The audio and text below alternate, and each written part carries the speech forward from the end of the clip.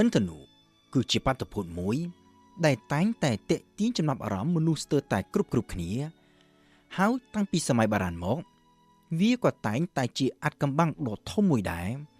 ដែលនាំឲ្យមានការជួលទៅតាមអបិយជំនឿផ្សេងគ្នានៅស្ទើរតែគ្រប់អរិយធម៌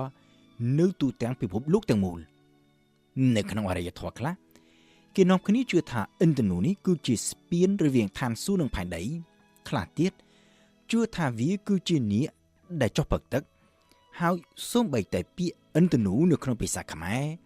ក៏វាបង្កប់ទៅដោយអបិយជំនឿផងដែរគឺឥន្ធនូមានន័យថាធ្នូរបស់ព្រះឥន្ទតែក៏ពិតទៅឥន្ធនូវាមិនមែនជាបាតុភូតដ៏កម្រនោះទេផ្ទុយទៅវិញវាគឺជាបាតុភូតដែលតែងតែកើតមានជារឿយៗហើយគ្រប់គ្នាសុទ្ធតែធ្លាប់បានឃើញយ៉ាងតិចម្ដងនៅក្នុងជីវិតដោយខ្លះមើលឃើញទៅតាមលក្ខណៈធម្មជាតិគឺនៅពេលមានភ្លៀងហើយខ្លះទៀតធ្លាប់បង្កើតបាតុភូតឥន្ធនូនេះដោយខ្លួនឯងក៏មានក៏ប៉ុន្តែបើទោះបីជាយ៉ាងនេះក៏ដោយប្រហែលជាមានមនុស្សតិចតួចណាស់ដែលធ្លាប់យកចិត្តទុកដាក់សង្កេតមើលដោយលម្អិតនិងកត់សម្គាល់ទៅលើលក្ខណៈពិសេសរបស់ឥន្ធនូយើងអាចដឹងបានថាឥន្ធនូកើតឡើងនៅពេលដែលមានធាតុផ្សំចម្បងពីរគឺពន្លឺព្រះអាទិត្យនិងដំណក់ទឹកហើយអ្នកដែលតាមដានសង្កេតមើលដោយលម្អិតទៅលើពណ៌របស់ឥន្ធនូនេះគេនឹងអាចសង្កេតឃើញថាគ្រប់ឥន្ធនូទាំងអស់សុទ្ធតែមាន7ពណ៌ដូចគ្នាហើយពណ៌ទាំង7នេះក៏សុទ្ធតែមានលំដាប់លំដោយដូចគ្នាទាំងអស់ដែរគឺចាប់ពីពណ៌ក្រហមនៅផ្នែកខាងលើបង្អស់បន្ទាប់មកគឺពណ៌លឿងចាស់ពណ៌លឿងពណ៌បៃតងពណ៌ខៀវពណ៌ខៀវចាស់និងពណ៌ស្វាយនៅខាងក្រោមគេបង្អស់សំណួរសួរថាតើឥន្ធនូនេះកើតឡើងយ៉ាងដូចម្តេចតើហេតុអ្វីបានជាវាសុទ្ធតែមានរូបរាងមានពណ៌និងមានលំដាប់លំដោយពណ៌ដូចគ្នាបែបនេះតាំងពីពិតទៅសំណួរទាំងនេះវាបានចោទឡើងតាំងពីសម័យបារាណមកម្ល៉េះក៏ប៉ុន្តែរហូតទាល់តែមកដល់សតវត្សទី17ទើបគេអាចរកចម្លើយឃើញហើយអ្នកដែលបានរកឃើញនៅចម្លើយទៅនឹងសំណួរនេះគឺអ៊ីសាក់ ញូតុនត្រូវបានគេស្គាល់ច្រើនជាងគេតាមរយៈទ្រឹស្ដីនៃកម្លាំងទម្ងន់សកលនិងច្បាប់នៃចលនាក៏ប៉ុន្តែនឹងមានស្នាដៃដ៏សំខាន់មួយទៀតរបស់អ៊ីសាក់ ញូតុនដែលមិនសូវជាមានគេដឹងច្រើននោះគឺរបបគំហើញស្ដីអំពីពន្លឺនៅក្នុងការសិក្សាអំពីពន្លឺញូតុនបានចាប់អារម្មណ៍ទៅលើបាតុភូតមួយគឺនៅពេលដែលគេចាំងពន្លឺថ្ងៃទៅលើកែវព្រីសពន្លឺដើមដែលមានពណ៌សនេះត្រូវចាំងផ្លាតចេញមកវិញជាពណ៌ចម្រុះគ្នាហើយពណ៌ទាំងនេះវាមានលំដាប់លំដោយដូចគ្នាទាំងស្រុងទៅនឹងពណ៌របស់ឥន្ធនូតែក៏ពិតទៅបាតុភូតនេះធ្លាប់ត្រូវបានគេសង្កេតឃើញតាំងពីយូរណាស់មកហើយក៏ប៉ុន្តែមនុស្សភាគច្រើនមិនសូវជាយកចិត្តទុកដាក់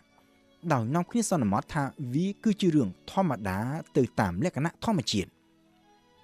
ញូតុនវិញញូតុនបានចោទជាសំណួរថាតើហេតុអ្វីបានជាពន្លឺពីព្រះអាទិត្យដែលមានពណ៌សក្រោយពីឆ្លងកាត់កែវព្រីសបែរជាចាំងផ្លាតចេញមកវិញជាពណ៌ចម្រុះគ្នាបែបនេះទៅវិញតើពណ៌ទាំងអស់នេះវាកើតចេញមកពីណាហើយតើកែវព្រីសនេះវាមានសារធាតុអ្វីពិសេសដែលអាចបន្ថែមពណ៌ទៅលើពន្លឺព្រះអាទិត្យឬក៏យ៉ាងណាដើម្បីស្រាវចម្ងល់នេះញូតុនបានធ្វើពិសោធន៍ដោយចាំងពន្លឺទៅលើកែវព្រីសចំនួន2ជាបន្តគ្នាកែវព្រីសទី1ទទួលពន្លឺដោយផ្ទាល់ពីព្រះអាទិត្យហើយដូចអ្វីដែលគេធ្លាប់សង្កេតឃើញកាលពីមុនពន្លឺដែលចាំងផ្លាតចេញមកវិញត្រូវប្រែទៅជាពណ៌ចម្រុះដូចជាឥន្ធនូដំណាក់កាលបន្តមកទៀតញូតុនបានបាំងពន្លឺគ្រប់ពណ៌ទាំងអស់ដែលចេញពីកែវព្រីសទី1នេះដោយទុកតែមួយពណ៌ប៉ុណ្ណោះឲ្យចាំងឆ្លងកាត់កែវព្រីសទី2នៅពេលនោះញូតុនគិតថាប្រសិនបើកែវព្រីសនេះគឺជាអ្នកបន្ថែមពណ៌ទៅលើពន្លឺពិតមែននោះពន្លឺដែលចាំងផ្លាតចេញពីកែវព្រីសទី2នេះក៏គួរតែត្រូវប្រែពណ៌ទៅជាពណ៌ចម្រុះគ្នាដូចជាករណីកែវព្រីសទី1នោះដែរក៏ប៉ុន្តែផ្ទុយទៅវិញអ្វីដែលញូតុនសង្កេតឃើញជាក់ស្ដែងពន្លឺដែលចេញពីកែវព្រីសទី2 គឺនៅរក្សាពណ៌ដើមរបស់ខ្លួនដដែលដោយគ្មានប្រែប្រួលអ្វីទាំងអស់នៅពេលនោះហើយដែល Newton បានសន្និដ្ឋានថាកែវព្រីសនេះវាមិនមែនជាអ្នកបន្ថែមពណ៌ទៅលើពន្លឺនោះទេតែតាំងពីពិតទៅពន្លឺដែលចេញពីព្រះអាទិត្យដែលយើងមើលទៅឃើញថាមានពណ៌អសនោះវាគឺជាពន្លឺដែលមានពណ៌ចម្រុះគ្នាស្រាប់ចំណែកកែវព្រីសវិញគឺគ្រាន់តែចែកពណ៌នេះឲ្យដាច់ចេញពីគ្នាតែប៉ុណ្ណោះដូចគ្នាដែរពណ៌ចម្រុះគ្នារបស់ឥន្ធនូគឺវាកើតឡើងចេញពីពន្លឺព្រះអាទិត្យដែលចាំងកាត់តាមដំណក់ទឹកភ្លៀងហើយដំណក់ទឹកភ្លៀងដែលវាមានរាងជាស្វែនេះដើរតួនាទីដូចជាកែវព្រីសចែកពន្លឺព្រះអាទិត្យចេញទៅជា7ពណ៌ដែលចេញពីគ្នាអ្វីដែល Isaac Newton បានរកឃើញវាមិនត្រឹមតែអាចបំបែករឿងអាថ៌កំបាំងរបស់ឥន្ធនូតែប៉ុណ្ណោះទេក៏ប៉ុន្តែវាគឺជាមូលដ្ឋានគ្រឹះដ៏សំខាន់មួយនៅក្នុងការសិក្សាអំពីពន្លឺនិងពណ៌ហើយវាជាមូលដ្ឋានគ្រឹះដ៏សំខាន់បំផុតមួយនៅក្នុងការសិក្សាអំពីតារាសាស្ត្ររហូតមកទល់នឹងពេលបច្ចុប្បន្ននេះជាពិសេសគឺវាអាចឲ្យគេកំណត់បានអំពីសារធាតុគីមីនៅលើផ្កាយឬនៅលើភពដែលស្ថិតនៅចម្ងាយរហូតដល់ទៅរាប់ពាន់ឆ្នាំពន្លឺពីភពផែនដីរបស់យើងដោយគ្រាន់តែសិក្សាវិភាគទៅលើពន្លឺរបស់វារហូតមកទល់នឹងពេលបច្ចុប្បន្ននេះគេដឹងថាពន្លឺគឺជាចំហាយថាមពលនៅក្នុងទម្រង់ជារលកអេឡិចត្រូម៉ាញ៉េទិកដែលមានហ្វ្រេកង់ខុសៗគ្នាពន្លឺនៅក្នុងហ្វ្រេកង់ផ្សេងគ្នានេះហើយដែលវាបញ្ចេញទៅជាពណ៌ខុសៗគ្នាដោយពន្លឺដែលមានហ្វ្រេកង់ទាបមានពណ៌ក្រហមហើយពន្លឺដែលមានហ្វ្រេកង់ខ្ពស់មានពណ៌ស្វាយចំណែកនៅចន្លោះកណ្ដាលពណ៌ទាំងពីរនេះអាស្រ័យទៅតាមហ្វ្រេកង់ពីទាបទៅខ្ពស់គឺវាអាចមានពណ៌លឿងចាស់ពណ៌លឿងពណ៌បៃតងពណ៌ខៀវនិងពណ៌ខៀវចាស់ពោលគឺដូចគ្នាទាំងស្រុងទៅនឹងលំដាប់លំដោយនៃពណ៌របស់ឥន្ធនូតាមពិតទៅទំនាក់ទំនងរវាងហ្វ្រេកង់នៃពន្លឺនិងពណ៌នេះវាមិនមែនមានតែនៅក្នុងឥន្ធនូនេះមួយនោះទេក៏ប៉ុន្តែវាមានចំពោះគ្រប់អ្វីផ្សេងទៀតទាំងអស់ដែលនៅជុំវិញខ្លួនយើងស្លឹកឈើដែលយើងមើលទៅឃើញថាមានពណ៌បៃតងគឺដោយសារតែស្លឹកឈើនោះវាមានសារធាតុនិងទម្រង់ម៉ូលេគុលដែលស្រូបយកពន្លឺក្នុងគ្រប់ហ្វ្រេកង់ទាំងអស់លើកលែងតែហ្វ្រេកង់ពន្លឺពណ៌បៃតងដែលចាំងផ្លាតចេញមកវិញហើយមកប៉ះនឹងកែវភ្នែករបស់យើងដូច្នេះនៅពេលដែលយើងមើលទៅអ្វីដែលនៅជុំវិញខ្លួនយើងឃើញថាមានពណ៌ណាមួយនោះយើងអាចដឹងបានថាពណ៌ផ្សេងគ្នានេះគឺគ្រាន់តែជាការចាំងផ្លាតនៅពន្លឺដែលមានហ្វ្រេកង់ខុសៗគ្នាតែប៉ុណ្ណោះហើយភ្នែកនិងខួរក្បាលរបស់យើងដែលជាអ្នកបកស្រាយហ្វ្រេកង់ទាំងនេះ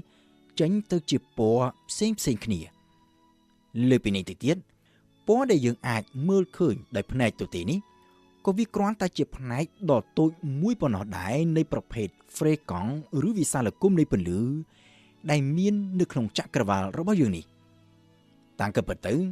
ក្រៅពីពណ៌ដែលយើងមើលឃើញនៅជុំវិញខ្លួនយើងនៅមានប្រភេទពន្លឺនៅក្នុងហ្វ្រេកង់ជាច្រើនផ្សេងទៀតដែលយើងមិនអាចមើលឃើញដោយភ្នែកទទេបានក្នុងនោះមានប្រភេទពន្លឺដែលមានហ្វ្រេកង់ទាបជាងពន្លឺពណ៌ក្រហមទៅទៀតហើយដែលគេឲ្យឈ្មោះថា infrarouge តាមភាសាបារាំង infra ថាក្រោមហើយ rouge គឺពណ៌ក្រហមនិងប្រភេទពន្លឺដែលមានហ្វ្រេកង់ខ្ពស់ហួសពីពន្លឺពណ៌ស្វាយដែលគេឲ្យឈ្មោះថា ultraviolet ដែលតាមភាសាបារាំង ultra គឺមានន័យថាលើសឬក៏ហួសហើយ violet គឺពណ៌ស្វាយ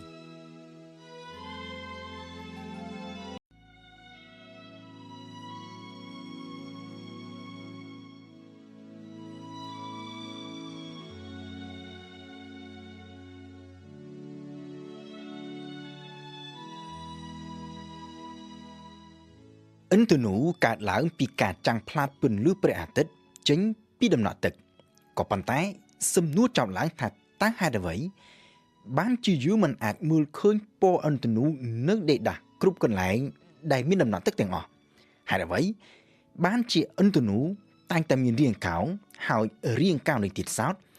ហេតុអ្វីបានជាវាមានត្រឹមតែកន្លះរង្វង់ហើយមិនមែនជារង្វង់ពេញតាមការពិតទៅនៅក្នុងពេលដែលយើងមើលឃើញឥន្ធនូណាមួយ គ្រប់ដំណាក់ទឹកទាំងអស់ដែលនៅកន្លែងនោះសុទ្ធតែបញ្ចេញពណ៌ចម្រុះគ្នាទាំងអស់គ្រាន់តែថាមានតែពណ៌ចេញពីដំណាក់ទឹកដែលស្ថិតនៅតាមបណ្ដោយខ្សែកោងឥន្ធនូដែលយើងអាចមើលឃើញចំណែកពណ៌ដែលចេញពីដំណាក់ទឹកផ្សេងទៀតវាមិនចាំងមកប៉ះនឹងភ្នែករបស់យើងដើម្បីអាចយល់ពីចំណុចនេះយើងត្រូវដឹងអំពីលក្ខណៈពិសេសនៃការចាំងផ្លាតពន្លឺព្រះអាទិត្យនៅក្នុងដំណាក់ទឹកនីមួយៗនៅពេលដែលពន្លឺរបស់ព្រះអាទិត្យចាំងមកប៉ះនឹងដំណាក់ទឹកណាមួយវាធ្វើឲ្យល្បឿននៃពន្លឺត្រូវប្រែប្រួលដោយក្នុងនោះពន្លឺដែលមានរលកឬហ្វ្រេកង់ខុសគ្នាហើយពណ៌ខុសគ្នាត្រូវធ្វើដំណើរក្នុងល្បឿនក៏ខុសគ្នាហើយនៅពេលធ្វើដំណើរទៅប៉ះនឹងផ្នែកខាងក្រោយនៃដំណាក់ទឹកពន្លឺមួយផ្នែកត្រូវចាំងទៅហួសដំណាក់ទឹកចំណែកមួយផ្នែកទៀតត្រូវចាំងផ្លាតត្រឡប់មកក្រោយវិញ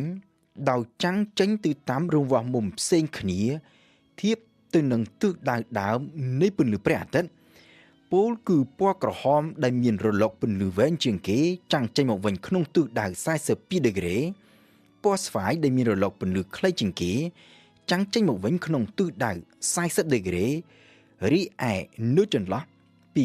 40ទៅ42ដឺក្រេគឺមានពណ៌ផ្សេងទៀតទៅតាមលំដាប់លំដោយនៃពណ៌របស់ឥន្ធនូគ្រប់ដំណាក់ទឹកទាំងអស់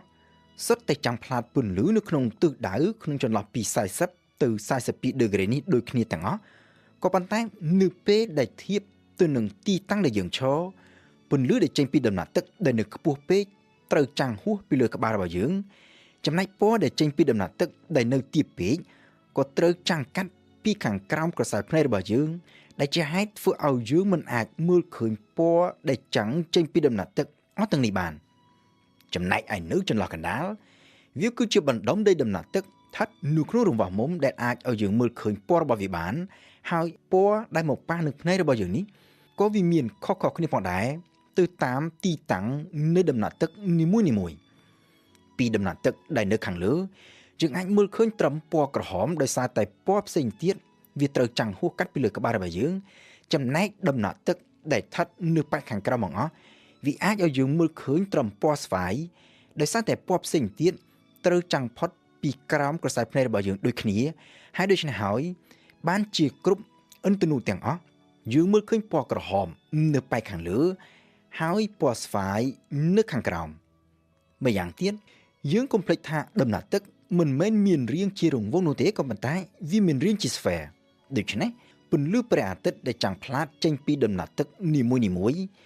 មិនមែនចាំងផ្លាតចេញទៅទិសតែមួយនោះដែរក៏ប៉ុន្តែចេញទៅគ្រប់ទិសទាំងអស់ក្នុងទម្រង់ជាកោណឬសាជីដូច្នេះដំណាក់ទឹកដែលបញ្ចេញពណ៌ខុសៗគ្នាមកប៉ះនឹងភ្នែករបស់យើងនេះវាមិនមែនប្រែប្រួលតែទៅតាមទីតាំងរវាងលើក្រោមនោះទេ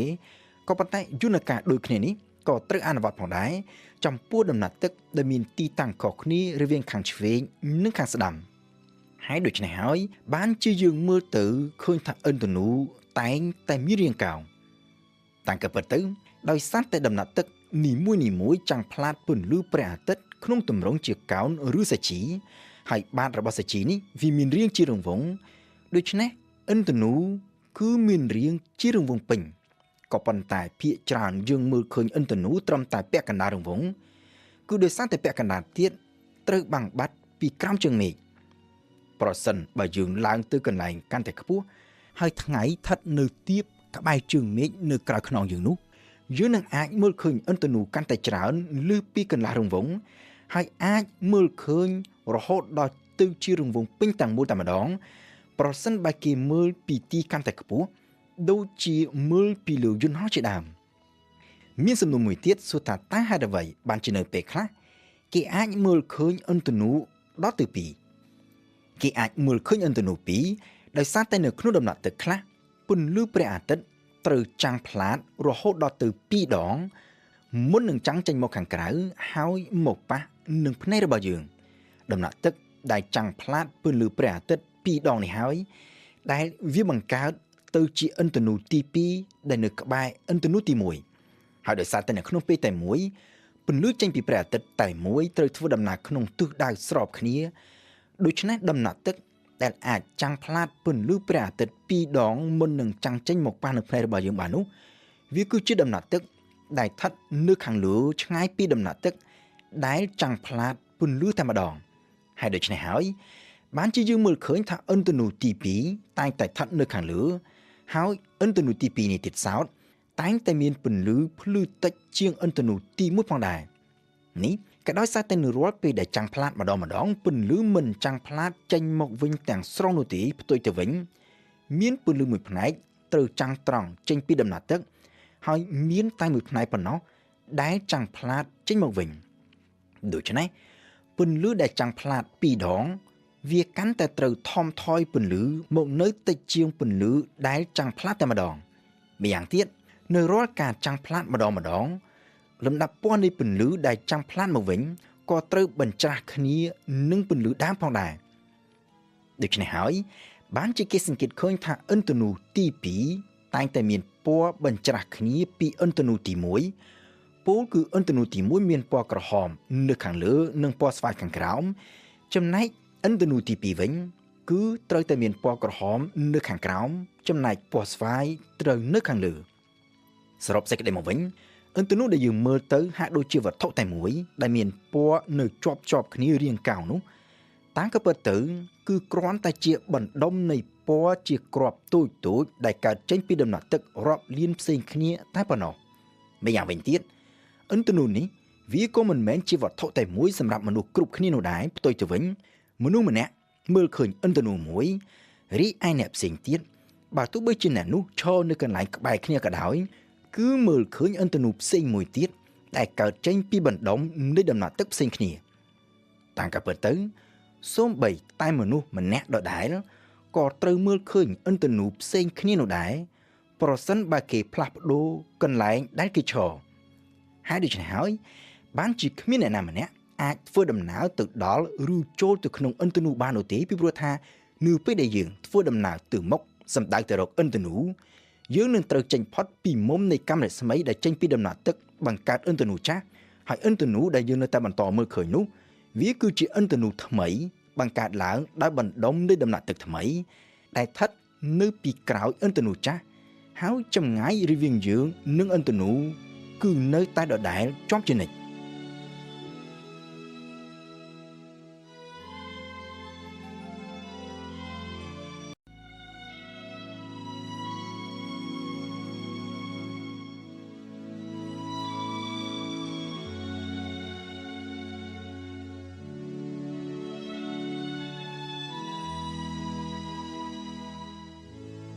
នៅដើមសតវត្សទី19ជាងមួយសតវត្សក្រោយពីអ៊ីសាក់ញូតុនបានរកឃើញទ្រឹស្ដីស្ដីអំពីពន្លឺអ្នកប្រាជ្ញពីររូបផ្សេងទៀតបានយកទ្រឹស្ដីនេះទៅសិក្សាបន្ថែមហើយនាំទៅដល់របបកំហឹងដ៏សំខាន់ចំនួន2ទៀតដែលជាការវិវត្តដ៏ចម្បងបំផុតមួយនៅក្នុងការយល់ដឹងរបស់មនុស្សជាតិយើងទៅលើពន្លឺនៅឆ្នាំ1800តារាវិទូអង់គ្លេសដើមកំណត់អាល្លឺម៉ង់ម្នាក់ឈ្មោះ William Herschel កំពុងសិក្សារកវិធីផលិតកែវឆ្លុះដើម្បីសង្កេតមើលព្រះអាទិត្យនៅក្នុងការសិក្សាទៅលើកែវដែលស្រាវពណ៌ខុសៗគ្នានេះលោក William Herschel បានចាប់អារម្មណ៍ថាពន្លឺដែលឆ្លងកាត់តាមកែវដែលស្រាវពណ៌ក្រហមវាហាក់ដូចជាមានកម្ដៅខ្លាំងជាងពណ៌ផ្សេងទៀតហើយដូច្នេះហើយបានជាលោកមានការសង្ស័យថាពន្លឺដែលមានពណ៌ខុសគ្នាក៏ប្រហែលជាមានសីតុណ្ហភាពខុសគ្នាទៅតាមនោះផងដែរដើម្បីអាចបញ្ជាក់រឿងនេះលោក William Herschel បានធ្វើពិសោធន៍ដោយចាំងពន្លឺព្រះអាទិត្យកាត់តាមកែវ prism ដើម្បីចែកពន្លឺជាពណ៌ដាច់ពីគ្នាហើយបន្តមកទៀតលោកបានដាក់ thermometer នៅតាមពណ៌នីមួយៗដើម្បីវាស់និងប្រៀបធៀបសីតុណ្ហភាពរបស់វាលទ្ធផលនៃការធ្វើពិសោធន៍នេះបញ្ជាក់ថាពន្លឺដែលមានពណ៌ខុសគ្នាគឺពិតជាមានសីតុណ្ហភាពខុសគ្នាមែនពូលគឺពន្លឺពណ៌ខៀវមានសីតុណ្ហភាពទាបចំណែកឯពណ៌បន្តមកទៀតមានសីតុណ្ហភាពកាន់តែខ្ពស់រហូតដល់ពណ៌ក្រហមដែលមានសីតុណ្ហភាពខ្ពស់ជាងគេលទ្ធផលនេះវាស្របទៅនឹងអ្វីដែលលោក William Herschel សង្ស័យកាលពីមុនក៏ប៉ុន្តែអ្វីដែលចម្លែកហើយដែលធ្វើឲ្យលោកមានការភ្ញាក់ផ្អើលយ៉ាងខ្លាំងនោះគឺភ្ញាក់ផ្អើលទៅលើសីតុណ្ហភាពនៅលើទាំង1ម៉ែត្រមួយទៀតដែលលោកបានដាក់ក្បែរនោះដើម្បីគ្រាន់តែវាស់សីតុណ្ហភាពនៃបរិស្ថានជុំវិញ ដើម្បីយកវាមកធ្វើជាគោលតែមួយម៉ែននេះលោកបានដាក់នៅក្បែរពន្លឺពណ៌ក្រហមក៏ប៉ុន្តែចេញផុតពីវិសាលគមនៃពន្លឺពូលគឺវាមិនត្រូវពន្លឺដែលចាំងពីកាយព្រីស្មនោះទេដូច្នេះធម្មតាវាគួរតែមានសីតុណ្ហភាពទាបជាងគេក៏ប៉ុន្តែផ្ទុយពីការរំពឹងទុកលោក William Herschel បានសង្កេតឃើញថាតែម៉ូម៉ែននេះបែរជាចង្អុលបង្ហាញសីតុណ្ហភាពខ្ពស់ជាងគេទៅវិញពូលគឺខ្ពស់ជាងតែម៉ូម៉ែត្រនៅក្នុងពន្លឺពណ៌ក្រហមទៅទៀតតាមការពិតអ្វីដែលលោក William Herschel ក៏ដូចជាអ្នកប្រាជ្ញផ្សេងទៀតមិនបានដឹងកាលពីមុននោះគឺវិសាលគមនៃពន្លឺវាមិនមែនបញ្ចប់ត្រឹមពណ៌ក្រហមនេះទេនៅបន្ទាប់ពីពណ៌ក្រហមនេះទៅវាក៏នៅតែជាពន្លឺដែលចេញពីព្រះអាទិត្យដូចគ្នានោះដែរគ្រាន់តែវាជាពន្លឺដែលយើងមើលមិនឃើញដោយភ្នែកទទេតែប៉ុណ្ណោះគឺពន្លឺនេះហើយដែលតែមួយម៉ែត្រវាស់ទៅឃើញមានសីតុណ្ហភាពខ្ពស់ជាងពន្លឺពណ៌ក្រហមហើយនៅពេលនោះលោក William Herschel ទើបនឹងបានរកឃើញប្រភេទពន្លឺថ្មីដែលមានហ្វ្រេកង់ទាបជាងពន្លឺពណ៌ក្រហមហើយដែលបច្ចុប្បន្ននេះយើងឲ្យឈ្មោះតាមភាសាបារាំងថា infrarouge នៅក្នុងអំឡុងពេលប្រហែលគ្នានឹងពេលដែលលោក William Herschel រកឃើញប្រភេទពន្លឺ infrarouge នោះនៅប្រមាណជាជាង 1000 គីឡូម៉ែត្រពីនោះអ្នកប្រាជ្ញមួយរូបផ្សេងទៀតក៏កំពុងតែបោះជំហានទៅរករបបកំហើញដ៏ចម្បងមួយទៀតផងដែរតាក់ទងទៅនឹងពន្លឺ Joseph von Fraunhofer គឺជាជនជាតិអាល្លឺម៉ង់ម្នាក់ដែលកាលពីក្មេងមិនបានទៅរៀនសូត្រត្រឹមត្រូវនឹងគេនោះទេដោយសារតែជាកូនកំព្រាឪពុកម្ដាយតាំងពីអាយុ11ឆ្នាំហើយត្រូវទៅធ្វើការជាកូនជាងនៅក្នុងរោងជាងផលិតកែវមួយដែលត្រូវមេជាងប្រើទាំងយប់ទាំងថ្ងៃគ្មានពេលសម្រាកនិងរៀនសូត្រនៅថ្ងៃមួយអគាររោងជាងផលិតកែវនេះត្រូវរលំហើយ Joseph ដែលនៅពេលនោះមានវ័យត្រឹម14ឆ្នាំក៏ត្រូវកប់ជាប់ក្រោមគំនរអគារក៏ប៉ុន្តែជាភ័ព្វសំណាងល្អ Joseph ត្រូវបានគេជួយសង្គ្រោះរួចហើយអ្នកដែលមើលការខុសត្រូវលើប្រតិបត្តិការសង្គ្រោះនោះគឺព្រះរាម្ចាស់ដ៏មានអំណាចមួយអង្គឈ្មោះថា Maximilian នៅពេលនោះ Joseph មិនត្រឹមតែត្រូវបានគេសង្គ្រោះឲ្យរួចជីវិតពីគំនរអគារតែប៉ុណ្ណោះទេក៏ប៉ុន្តែថែមទាំងត្រូវបានព្រះរាម្ចាស់ Maximilian ជួយទំនុកបម្រុងផ្ចង់ផ្ដើមឲ្យបានរៀនសូត្ររហូតបានក្លាយទៅជាអ្នកជំនាញខាងអុបទិកដ៏កំពូលមួយរូបនៅអាល្លឺម៉ង់នាសម័យកាលនោះជាពិសេសគឺជំនាញខាងផលិត telescope នៅក្នុងការសិក្សាអំពីកែវ telescope និងអំពីពន្លឺ Joseph von Fraunhofer បានធ្វើពិសោធន៍ដ៏សំខាន់មួយដែល Isaac Newton មិនបានធ្វើគឺសិក្សាលម្អិតទៅលើវិសាលគមនៃពន្លឺដោយប្រើ telescope ពង្រីកបន្ថែមពីលើកែវ prism ចាប់តាំងពីសម័យកាល Isaac Newton មកគេដឹងថាពន្លឺពីព្រះអាទិត្យដែលចាំងកាត់តាមកែវ prism វាត្រូវបែងចែកចេញទៅជាពណ៌ចម្រុះដូចគ្នាទៅនឹងពណ៌របស់ឥន្ធនូហើយពណ៌នេះវាមានសភាពភ្លឺរលោងជាប់គ្នាមើលទៅហាក់ដូចជាល្អឥតខ្ចោះក៏ប៉ុន្តែនៅពេលដែល Fraunhofer មើលតាម telescope លោកបានសង្កេតឃើញថាផ្ទុយពីអ្វីដែលគេមើលដោយភ្នែកទៅទេពណ៌ទាំងនេះវាមិនមានសភាពភ្លឺរលោងជាប់គ្នានោះទេផ្ទុយទៅវិញវាត្រូវកាត់ផ្ដាច់ជាដុំដោយខ្សែឆ្នូតខ្មៅជាច្រើនដែលមានចំនួនរហូតដល់ទៅជាង570ឆ្នូតដោយខ្លះក្រាស់ខ្លះស្ដើងបញ្ឈរតម្រៀបគ្នាខ្លះនៅក្បែរគ្នាខ្លះទៀតនៅឃ្លាតឆ្ងាយពីគ្នាពូលគឺប្រៀបបានទៅនឹងកូដបាដែលយើងតែងសង្កេតឃើញនាពេលបច្ចុប្បន្ននេះបន្ថែមពីលើនេះទៅទៀតនៅពេលដែលលោកឆ្លោះមើលពន្លឺរបស់ផ្កាយផ្សេងទៀត Joseph von Fraunhofer បានសង្កេតឃើញថាវិសាលគមពន្លឺចេញពីផ្កាយអទាំងនេះក៏មានខ្សែឆ្នូតខ្មៅជាច្រើនផងដែរក៏ប៉ុន្តែវាមានទម្រង់និងតម្រៀបគ្នាខុសពីខ្សែឆ្នូតចេញពីពន្លឺព្រះអាទិត្យហើយមែនទែនទៅរវាងផ្កាយមួយទៅផ្កាយមួយទៀតខ្សែឆ្នូតខ្មៅទាំងនេះបើទោះតិចឬច្រើនវាសុទ្ធតែមានទម្រង់និងតម្រៀបខុសគ្នាទាំងអស់នៅពេលនោះហើយដែល Fraunhofer បានសន្និដ្ឋានថាខ្សែឆ្នូតខ្មៅទាំងនេះវាមានប្រភពដើមចេញពីផ្កាយដោយពន្លឺដែលចេញពីផ្កាយនីមួយវាមានលក្ខណៈពិសេសរៀងៗខ្លួនហើយលក្ខណៈពិសេសនេះគេអាចកំណត់បានតាមរយៈការសង្កេតមើលទៅលើទម្រង់និងតម្រៀបនៃខ្សែឆ្នូតខ្មៅនៅក្នុងវិសាលគមនៃពន្លឺរបស់ផ្កាយនៅពេលនោះ Joseph von Fraunhofer ទើបនឹងបានរកឃើញនៅវិធីសិក្សាអំពីពន្លឺមួយថ្មីទៀត ដែលគេឲ្យឈ្មោះថា spectroscopy ហើយតាមរយៈការសិក្សាលម្អិតនៅក្នុងរយៈពេលជាច្រើនឆ្នាំក្រោយមកទៀតអ្នកវិទ្យាសាស្ត្រអាចកំណត់បានថាខ្សែឆ្នូតខ្មៅក្នុងវិសាលគមពន្លឺដែល Fraunhofer បានរកឃើញហើយដែលគេឲ្យឈ្មោះតាមភាសាអង់គ្លេសរហូតមកទល់នឹងពេលបច្ចុប្បន្ននេះថា Fraunhofer lines គឺកើតឡើងពីប្រតិកម្មរវាងអាតូមនិងពន្លឺហើយប្រតិកម្មនេះវាមានលក្ខណៈពិសេសខុសៗគ្នានិងបង្ហាញចេញទៅជាខ្សែឆ្នូតខ្មៅក្នុងទម្រង់ខុសៗគ្នាទៅតាមអាតូមនៃសារធាតុគីមីនីមួយៗនិយាយជារួមខ្សែឆ្នូតខ្មៅនៅក្នុងវិសាលគមនៃពន្លឺនេះវាគឺជាអត្តសញ្ញាណពិសេសនៃសារធាតុគីមីនីមួយៗហើយតាមរយៈខ្សែឆ្នូតឬ spec នេះហើយដែលអ្នកវិទ្យាសាស្ត្រអាចកំណត់អំពីសារធាតុគីមីនៅក្នុងបរិយាកាសនៅក្នុងផ្កាយឬ Galaxy ណាមួយដែលស្ថិតនៅចម្ងាយរហូតដល់ទៅរាប់ពាន់ឬរាប់លានឆ្នាំពន្លឺឯណោះពីភពផែនដីរបស់យើង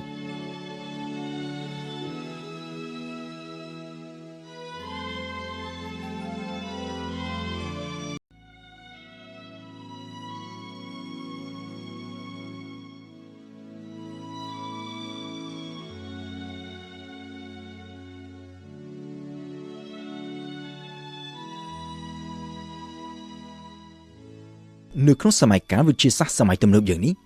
ពន្លឺគឺជាប្រធានបទដ៏ចម្បងបំផុតមួយនៅក្នុងការសិក្សាស្វែងយល់ទៅលើចក្រវាឡគឺតាមរយៈការយល់ដឹងអំពីពន្លឺ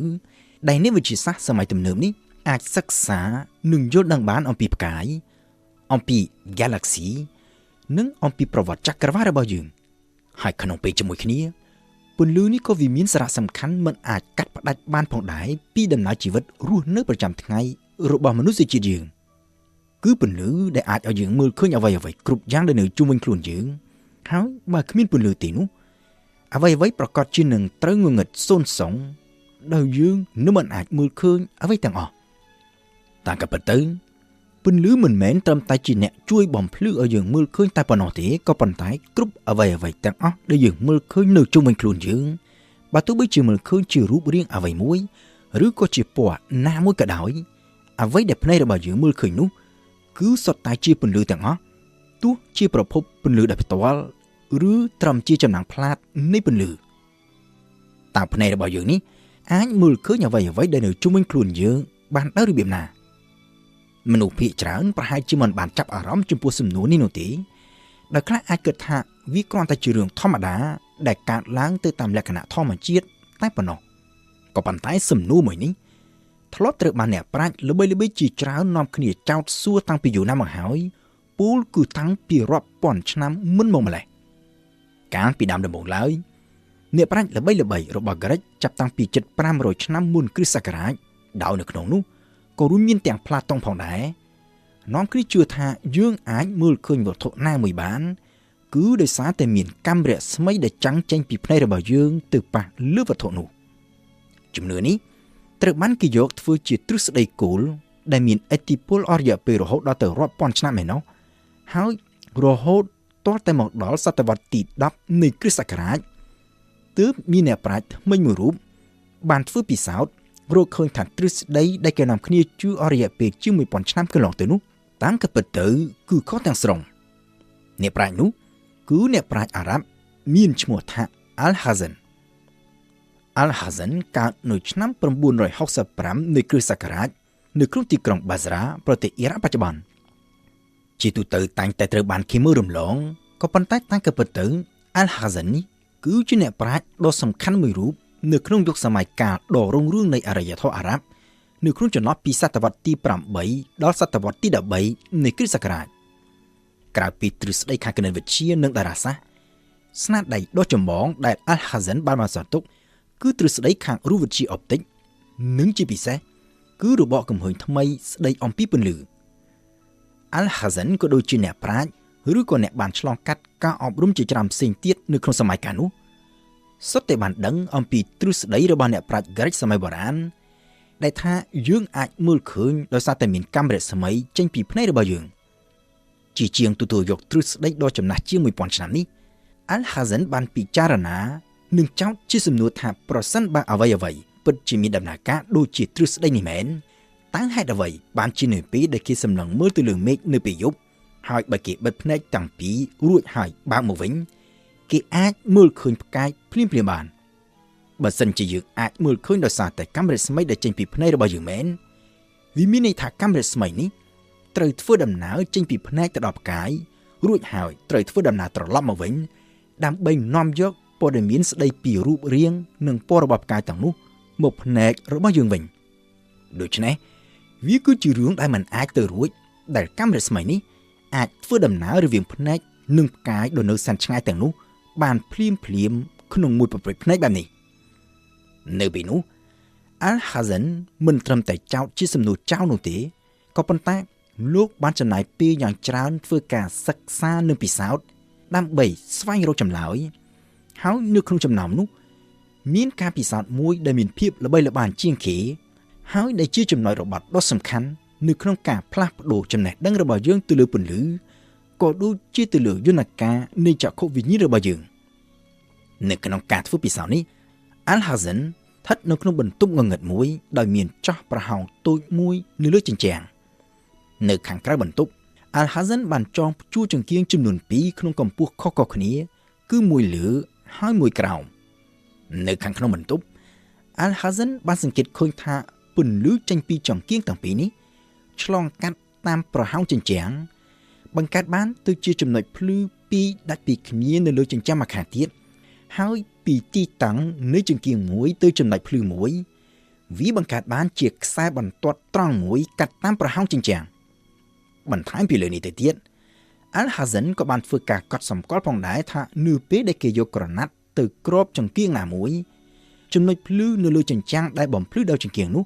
ត្រូវរលត់បាត់ហើយនៅពេលដែលគេដកក្រណាត់ចេញមកវិញចំណុចភ្លឺនោះក៏លេចចេញរូបរាងមកវិញតាមរយៈការពិសោធន៍នេះ Al-Hazen បានរកឃើញភស្តុតាងដ៏សំខាន់មួយដែលជាចំណុចចាប់ផ្ដើមឈានទៅអាចបញ្ជាក់ថាមនុស្សយើងមើលឃើញវត្ថុអ្វីមួយមិនមែនដោយសារតែកាំរស្មីចេញពីភ្នែករបស់យើងទៅប៉ះវត្ថុនោះទេផ្ទុយទៅវិញគឺពន្លឺដែលចេញពីវត្ថុនោះទៅវិញទេបើទោះបីជាវត្ថុនោះជាប្រភពពន្លឺដែលផ្ទាល់ឬក៏គ្រាន់តែទទួលពន្លឺពីប្រភពផ្សេងហើយចាំងផ្លាតពន្លឺចេញមកវិញក៏ដោយក៏ប៉ុន្តែគឺពន្លឺចេញពីវត្ថុនោះដែលធ្វើដំណើរក្នុងទិសដៅជាខ្សែបន្ទាត់ត្រង់មកប៉ះនឹងកែវភ្នែករបស់យើងហើយអាចឲ្យយើងដឹងអំពីរូបរាងរបស់វាទ្រឹស្ដីថ្មីនេះវាគឺជាគន្លឹះដ៏សំខាន់មួយនៅក្នុងការដោះស្រាយចម្ងល់របស់ Al-Hazen តាក់ទងទៅនឹងការមើលឃើញផ្កាយភ្លាមនៅពេលយប់ផ្ទុយពីទ្រឹស្ដីចាស់ដែលបន្សល់ទុកពីអ្នកប្រាជ្ញក្រិកសម័យបុរាណដែលទាមទារឲ្យមានកាំរស្មីចេញពីភ្នែករបស់យើងហើយធ្វើដំណើរក្នុងចម្ងាយដ៏សែនឆ្ងាយទៅដល់ផ្កាយដែលយើងមើលឃើញនៅក្នុងទ្រឹស្ដីថ្មីនេះវិញគឺផ្កាយអស់ទាំងនោះដែលបញ្ចេញពន្លឺសម្ដៅមកកាន់កែវភ្នែករបស់យើងហើយបើទោះបីជានៅពេលដែលយើងបិទភ្នែកតាំងពីក៏ដោយក៏ផ្កាយទាំងនោះនៅតែបន្តបញ្ចេញពន្លឺជាប់ជាប្រចាំនោះដែរហើយដូច្នេះហើយបានជានៅពេលដែលយើងបើកភ្នែកមកវិញពន្លឺដែលគ្រាន់តែបាំងនឹងត្របកភ្នែករបស់យើងនោះក៏ចូលមកប៉ះនឹងកែវភ្នែករបស់យើងហើយអាចឲ្យយើងមើលឃើញភ្លាមនៅផ្កាយទាំងនោះដែលផ្កាយខ្លះស្ថិតនៅឆ្ងាយសែនឆ្ងាយរហូតដល់ទៅរាប់រយឆ្នាំពន្លឺឯណោះពីភពផែនដីរបស់យើងការធ្វើពិសោធន៍នឹងរបបកំហើញរបស់ Al-Hazen វាគឺជាចំណុចរបត់ដ៏សំខាន់មួយនៅក្នុងការយល់ដឹងរបស់មនុស្សទៅលើពន្លឺពីព្រោះថាចាប់តាំងពីពេលនោះមកក្រោយពីគេដឹងថាអ្វីដែលភ្នែកយើងមើលឃើញគឺសុទ្ធសឹងតែជាពន្លឺដែលចាំងចេញឬចាំងផ្លាតមកប៉ះនឹងកែវភ្នែករបស់យើងនោះមនុស្សយើងក៏ចាប់ផ្ដើមផ្ដោតអារម្មណ៍កាន់តែខ្លាំងឡើងនៅក្នុងការសិក្សាចង់ដឹងចង់យល់កាន់តែច្បាស់ថាតើពន្លឺនេះគឺជាអ្វីពិតប្រាកដហើយនៅក្នុងរយៈពេលជាច្រើនសតវត្សក្រោយមកទៀតអ្នកប្រាជ្ញជាច្រើនផ្សេងទៀតរាប់ចាប់តាំងពី Isaac Newton, William Herschel, Joseph von Fraunhofer, James Clerk Maxwell និងរហូតទៅដល់ Albert Einstein បានរកឃើញនូវទ្រឹស្ដីជាច្រើនជាបន្តបន្ទាប់ដែលអាចទំនីអាចកំបាំងបន្តិចម្ដងនាំឲ្យយើងអាចយល់កាន់តែច្បាស់អំពីធម្មជាតិនៃពន្លឺ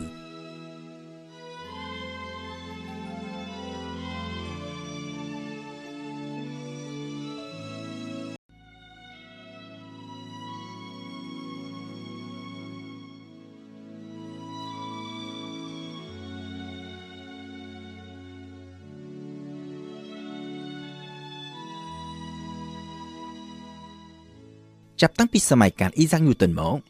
គេដឹងថាពន្លឺវាអាចមានពណ៌ខុសៗគ្នាអាស្រ័យទៅតាមហ្វ្រេកង់និងប្រវែងខុសៗគ្នានៃរលកពន្លឺក៏ប៉ុន្តែបើសិនជាពន្លឺវាមានទម្រង់ជារលកដូចជាករណីរលកសំឡេងជាដើមដើម្បីអាចឲ្យវាធ្វើដំណើរពីកន្លែងមួយទៅកន្លែងមួយទៀតបានវាគួរតែត្រូវការជាចាំបាច់នៅសារធាតុអ្វីមួយជាតម្រូវគេដឹងថាសំឡេងត្រូវការជាចាំបាច់នៅសារធាតុដូចជាម៉ូលេគុលខ្យល់ទឹកឬសារធាតុអ្វីផ្សេងទៀតដើម្បីអាចឲ្យវាធ្វើដំណើរចេញពីប្រភពនៃសំឡេងមកប៉ះនឹងត្រចៀករបស់យើងដើម្បីអាចឲ្យយើងស្ដាប់ឮវាបានប្រសិនបើយើងនៅក្នុងទីអវកាសឬនៅទីកន្លែងដែលគ្មានបរិយាកាសគ្មានខ្យល់គ្មានម៉ូលេគុលដែលអាចចម្លងរលកសំឡេងបានទេនោះដូចជានៅលើព្រះច័ន្ទជាដើមបើទោះបីជាយើងស្ថិតនៅទល់មុខគ្នាហើយខំប្រឹងស្រែកយ៉ាងណាក៏ដោយក៏យើងនឹងមិនអាចស្ដាប់ឮសំឡេងគ្នាដោយផ្ទាល់បាននោះដែរពន្លឺវិញគឺផ្ទុយពីនេះរវាងផែនដីនិងព្រះអាទិត្យក៏ដូចជារវាងផែនដីនិងផ្កាយជាច្រើនផ្សេងទៀតគឺសុទ្ធតែត្រូវខណ្ឌចែកដាច់ចេញពីគ្នាដោយភាពទទេនៃទីអវកាសក៏ប៉ុន្តែបើទោះបីជាយ៉ាងនេះក៏ដោយពន្លឺដែលចេញពីព្រះអាទិត្យក៏ដូចជាចេញពីផ្កាយអស់ទាំងនោះវានៅតែអាចធ្វើដំណើរមកដល់ភ្នែករបស់យើងហើយអាចឲ្យយើងមើលឃើញវាបានដូច្នេះសំណួរចោទឡើងថាតើហេតុអ្វីបានជាពន្លឺអាចធ្វើដំណើរកាត់តាមភាពទទេដោយមិនចាំបាច់ត្រូវការសារធាតុចម្លងទាល់តែសោះបែបនេះបានទៅវិញដំណើរវិវត្តនៃចំណេះដឹងរបស់មនុស្សដែលអាចឈានទៅដោះស្រាយចម្ងល់នេះបានចាប់ផ្ដើមឡើងកាលពីចុងសតវត្សទី17ហើយចាប់ផ្ដើមចេញពីតារាវិទូដាណាម៉ាមួយរូបឈ្មោះថា Ole Rømer នៅក្នុងអំឡុងឆ្នាំ1670 Rømer បានចំណាយពេលជាច្រើនឆ្នាំនៅក្នុងទីក្រុងប៉ារីដើម្បីសង្កេតនិងសិក្សាអំពីព្រះច័ន្ទរបស់ភពព្រហស្បតិ៍ជាពិសេសផ្ដោតលើសូរគ្រាសលើភពព្រហស្បតិ៍ពូលគឺបាតុភូតដែលកើតមានឡើងនៅពេលដែលព្រះច័ន្ទរបស់ភពព្រហស្បតិ៍ធ្វើដំណើរកាត់ចំពីមុខបាំងពន្លឺព្រះអាទិត្យហើយចាំងស្រមោលទៅលើផ្ទៃនៃភពព្រហស្បតិ៍នៅក្នុងការសង្កេតនិងកត់ត្រាយ៉ាងលម្អិត Ole Rømer បានផ្ដោតអារម្មណ៍ទៅលើភាពចម្លែកមួយដែលតារាវិទូបារាំងដើមកំណត់អ៊ីតាលីម្នាក់ឈ្មោះថា Giovanni Cassini បានសង្កេតនិងកត់ត្រាទុកកាលពីមុនគឺសូរគ្រាសនៅលើភពព្រហស្បតិ៍នេះវាមានចន្លោះពេលខុសៗគ្នាគេដឹងថាព្រះច័ន្ទរបស់ភពព្រហស្បតិ៍ធ្វើដំណើរជុំវិញភពនៅក្នុងគន្លងតារាវិថីមួយដ៏ទៀងទាត់ដូច្នេះបាតុភូតសូរគ្រាសដែលកើតឡើងនៅពេលដែលព្រះច័ន្ទធ្វើដំណើរពេញមួយជុំមកដល់កាត់ចំពីមុខរវាងព្រះអាទិត្យនិងភពព្រហស្បតិ៍វាក៏គួរតែកើតមាននៅក្នុងចន្លោះពេលមួយទៀងទាត់ទៅតាមថេរវេលានៃគន្លងតារាវិថីមួយជុំនេះផងដែរក៏ប៉ុន្តែអ្វីដែលកាស៊ីនីបានឃើញគឺវាផ្ទុយពីនេះទាំងស្រុងតាមការសង្កេតនៅខែខ្លះគេឃើញថាបាតុភូតសូរគ្រាសដែលកើតឡើងដោយព្រះច័ន្ទរបស់ភពព្រហស្បតិ៍ជាពិសេសព្រះច័ន្ទឈ្មោះអ៊ីយ៉ូធ្វើដំណើរមកដល់កាត់ចំពីមុខភពព្រហស្បតិ៍នោះវាឆាប់កើតឡើងជាងនៅខែផ្សេងទៀតហើយភាពខុសគ្នានេះវាអាចកើតមានរហូតដល់ទៅប្រមាណជា10នាទីឯណោះតាមរយៈការសង្កេតអស់រយៈពេលជាច្រើនឆ្នាំហើយបូករួមជាមួយនឹងទិន្នន័យដែលបន្សល់ទុកដោយកាស៊ីនី Ole Rømer បានកត់សម្គាល់ឃើញថាសូរគ្រាសលើភពព្រហស្បតិ៍នេះវាឆាប់កើតមាននៅពេលដែលគន្លងរបស់ភពផែនដីខិតទៅជិតនឹងភពព្រហស្បតិ៍ហើយសូរគ្រាសនេះត្រូវពន្យាពេលហើយក្រកើតឡើងជាងមុននៅពេលដែលគន្លងរបស់ភពផែនដីចេញឆ្ងាយពីភពព្រហស្បតិ៍សំដៅទៅផ្នែកម្ខាងទៀតនៃព្រះអាទិត្យចេញពីការសង្កេតនេះ Ole Rømer បានសន្និដ្ឋានថាតាមការពិតទៅសូរគ្រាសលើភពព្រហស្បតិ៍នេះវាកើតឡើងនៅក្នុងចន្លោះពេលដូចគ្នាយ៉ាងទៀងទាត់ដោយគ្មានប្រែប្រួលនោះទេក៏ប៉ុន្តែការដែលគេសង្កេតមើលពីផែនដីនេះទៅឃើញមានប្រែប្រួលគឺដោយសារតែចម្ងាយរវាងផែនដីនិងភពព្រហស្បតិ៍មានការប្រែប្រួលហើយពន្លឺត្រូវការពេលក្នុងការធ្វើដំណើរកាត់តាមទីអវកាសនៅពេលដែលភពផែនដីខិតទៅជិតភពព្រហស្បតិ៍រូបភាពសូរគ្រាសវាឆាប់មកដល់ផែនដីហើយនៅពេលដែលភពផែនដីខិតចេញឆ្ងាយសូរគ្រាសកើតឡើងនៅក្នុងពេលដូចគ្នាក៏ប៉ុន្តែយើងក្រមើលឃើញវាជាងមុនដោយសារតែចម្ងាយវាឆ្ងាយជាងមុនហើយពន្លឺក៏ត្រូវការ ពេលយូរជាងមុនដើម្បីធ្វើដំណើរពីភពប្រហោះមកភពផែនដីរបស់យើងជាការប៉ុណ្ណាថាទាល់តែច្រើនសតវត្សក្រោយមកទៀតទើបគេអាចគណនារកឃើញល្បឿននៃពន្លឺដោយសក្តិបានក៏ប៉ុន្តែទោះជាយ៉ាងណាអ្វីដែល Ole Rømer បានរកឃើញនៅពេលនោះវាគឺជាចំណុចចាប់ផ្ដើមដ៏ចម្បងមួយដើម្បីអាចឲ្យអ្នកប្រាជ្ញផ្សេងទៀតមានការយល់ដឹងកាន់តែច្បាស់អំពីធម្មជាតិនៃពន្លឺហើយអ្នកប្រាជ្ញមួយរូបទៀតដែលបានដើរតួនាទីយ៉ាងសំខាន់នៅក្នុងការយល់ដឹងអំពីពន្លឺនេះគឺអ្នកប្រាជ្ញ Scotland ឈ្មោះថា James Clerk Maxwell ត្រូវបានគេចាត់បញ្ចូលទៅក្នុងចំណោមអ្នកប្រាជ្ញដ៏សំខាន់បំផុតនៅក្នុងប្រវត្តិរបស់មនុស្សជាតិយើងរួមជាមួយនឹងអ្នកប្រាជ្ញដូចជា Isaac Newton និង Albert Einstein ជាដើមនៅក្នុងចន្លោះឆ្នាំ1861និងឆ្នាំ1862 Maxwell បានសិក្សាលម្អិតទៅលើគំនិតនិងពិសារបស់ Michael Faraday ស្ដីអំពីទំនាក់ទំនងរវាងអគ្គិសនីនិងម៉ាញ៉េទិកហើយបានសរសេរចេញទៅជាសមីការគណិតវិទ្យាដែលអាចបញ្ជាក់ថាម៉ាញ៉េទិកនិងអគ្គិសនីនេះវាមិនមែនជាកម្លាំងពីរដាច់ពីគ្នានោះទេក៏ប៉ុន្តែគឺជាកម្លាំងតែមួយដែលគេឲ្យឈ្មោះថា electromagnetic នៅក្នុងចំណោមសមីការជាច្រើនដែល Maxwell បានរកឃើញមានសមីការមួយដែលបង្ហាញអំពីលក្ខណៈពិសេសនៃរលក electromagnetic ដែលអាចធ្វើដំណើរកាត់ភាពទទេនៃទីអវកាសបានដោយមិនត្រូវការសារធាតុចម្លងក៏ប៉ុន្តែក្នុងពេលជាមួយគ្នាសមីការរបស់ Maxwell នេះវាក៏បានបង្ហាញនៅចំណុចដ៏សំខាន់មួយទៀតដែលគេមិនបានរំពឹងទុកពីមុនគឺលើកបឿននៃរលក electromagnetic ឆ្លងកាត់លំហអវកាសនេះវាដូចគ្នាទៅនឹងលើកបឿននៃពន្លឺចេញពីសមីការនេះ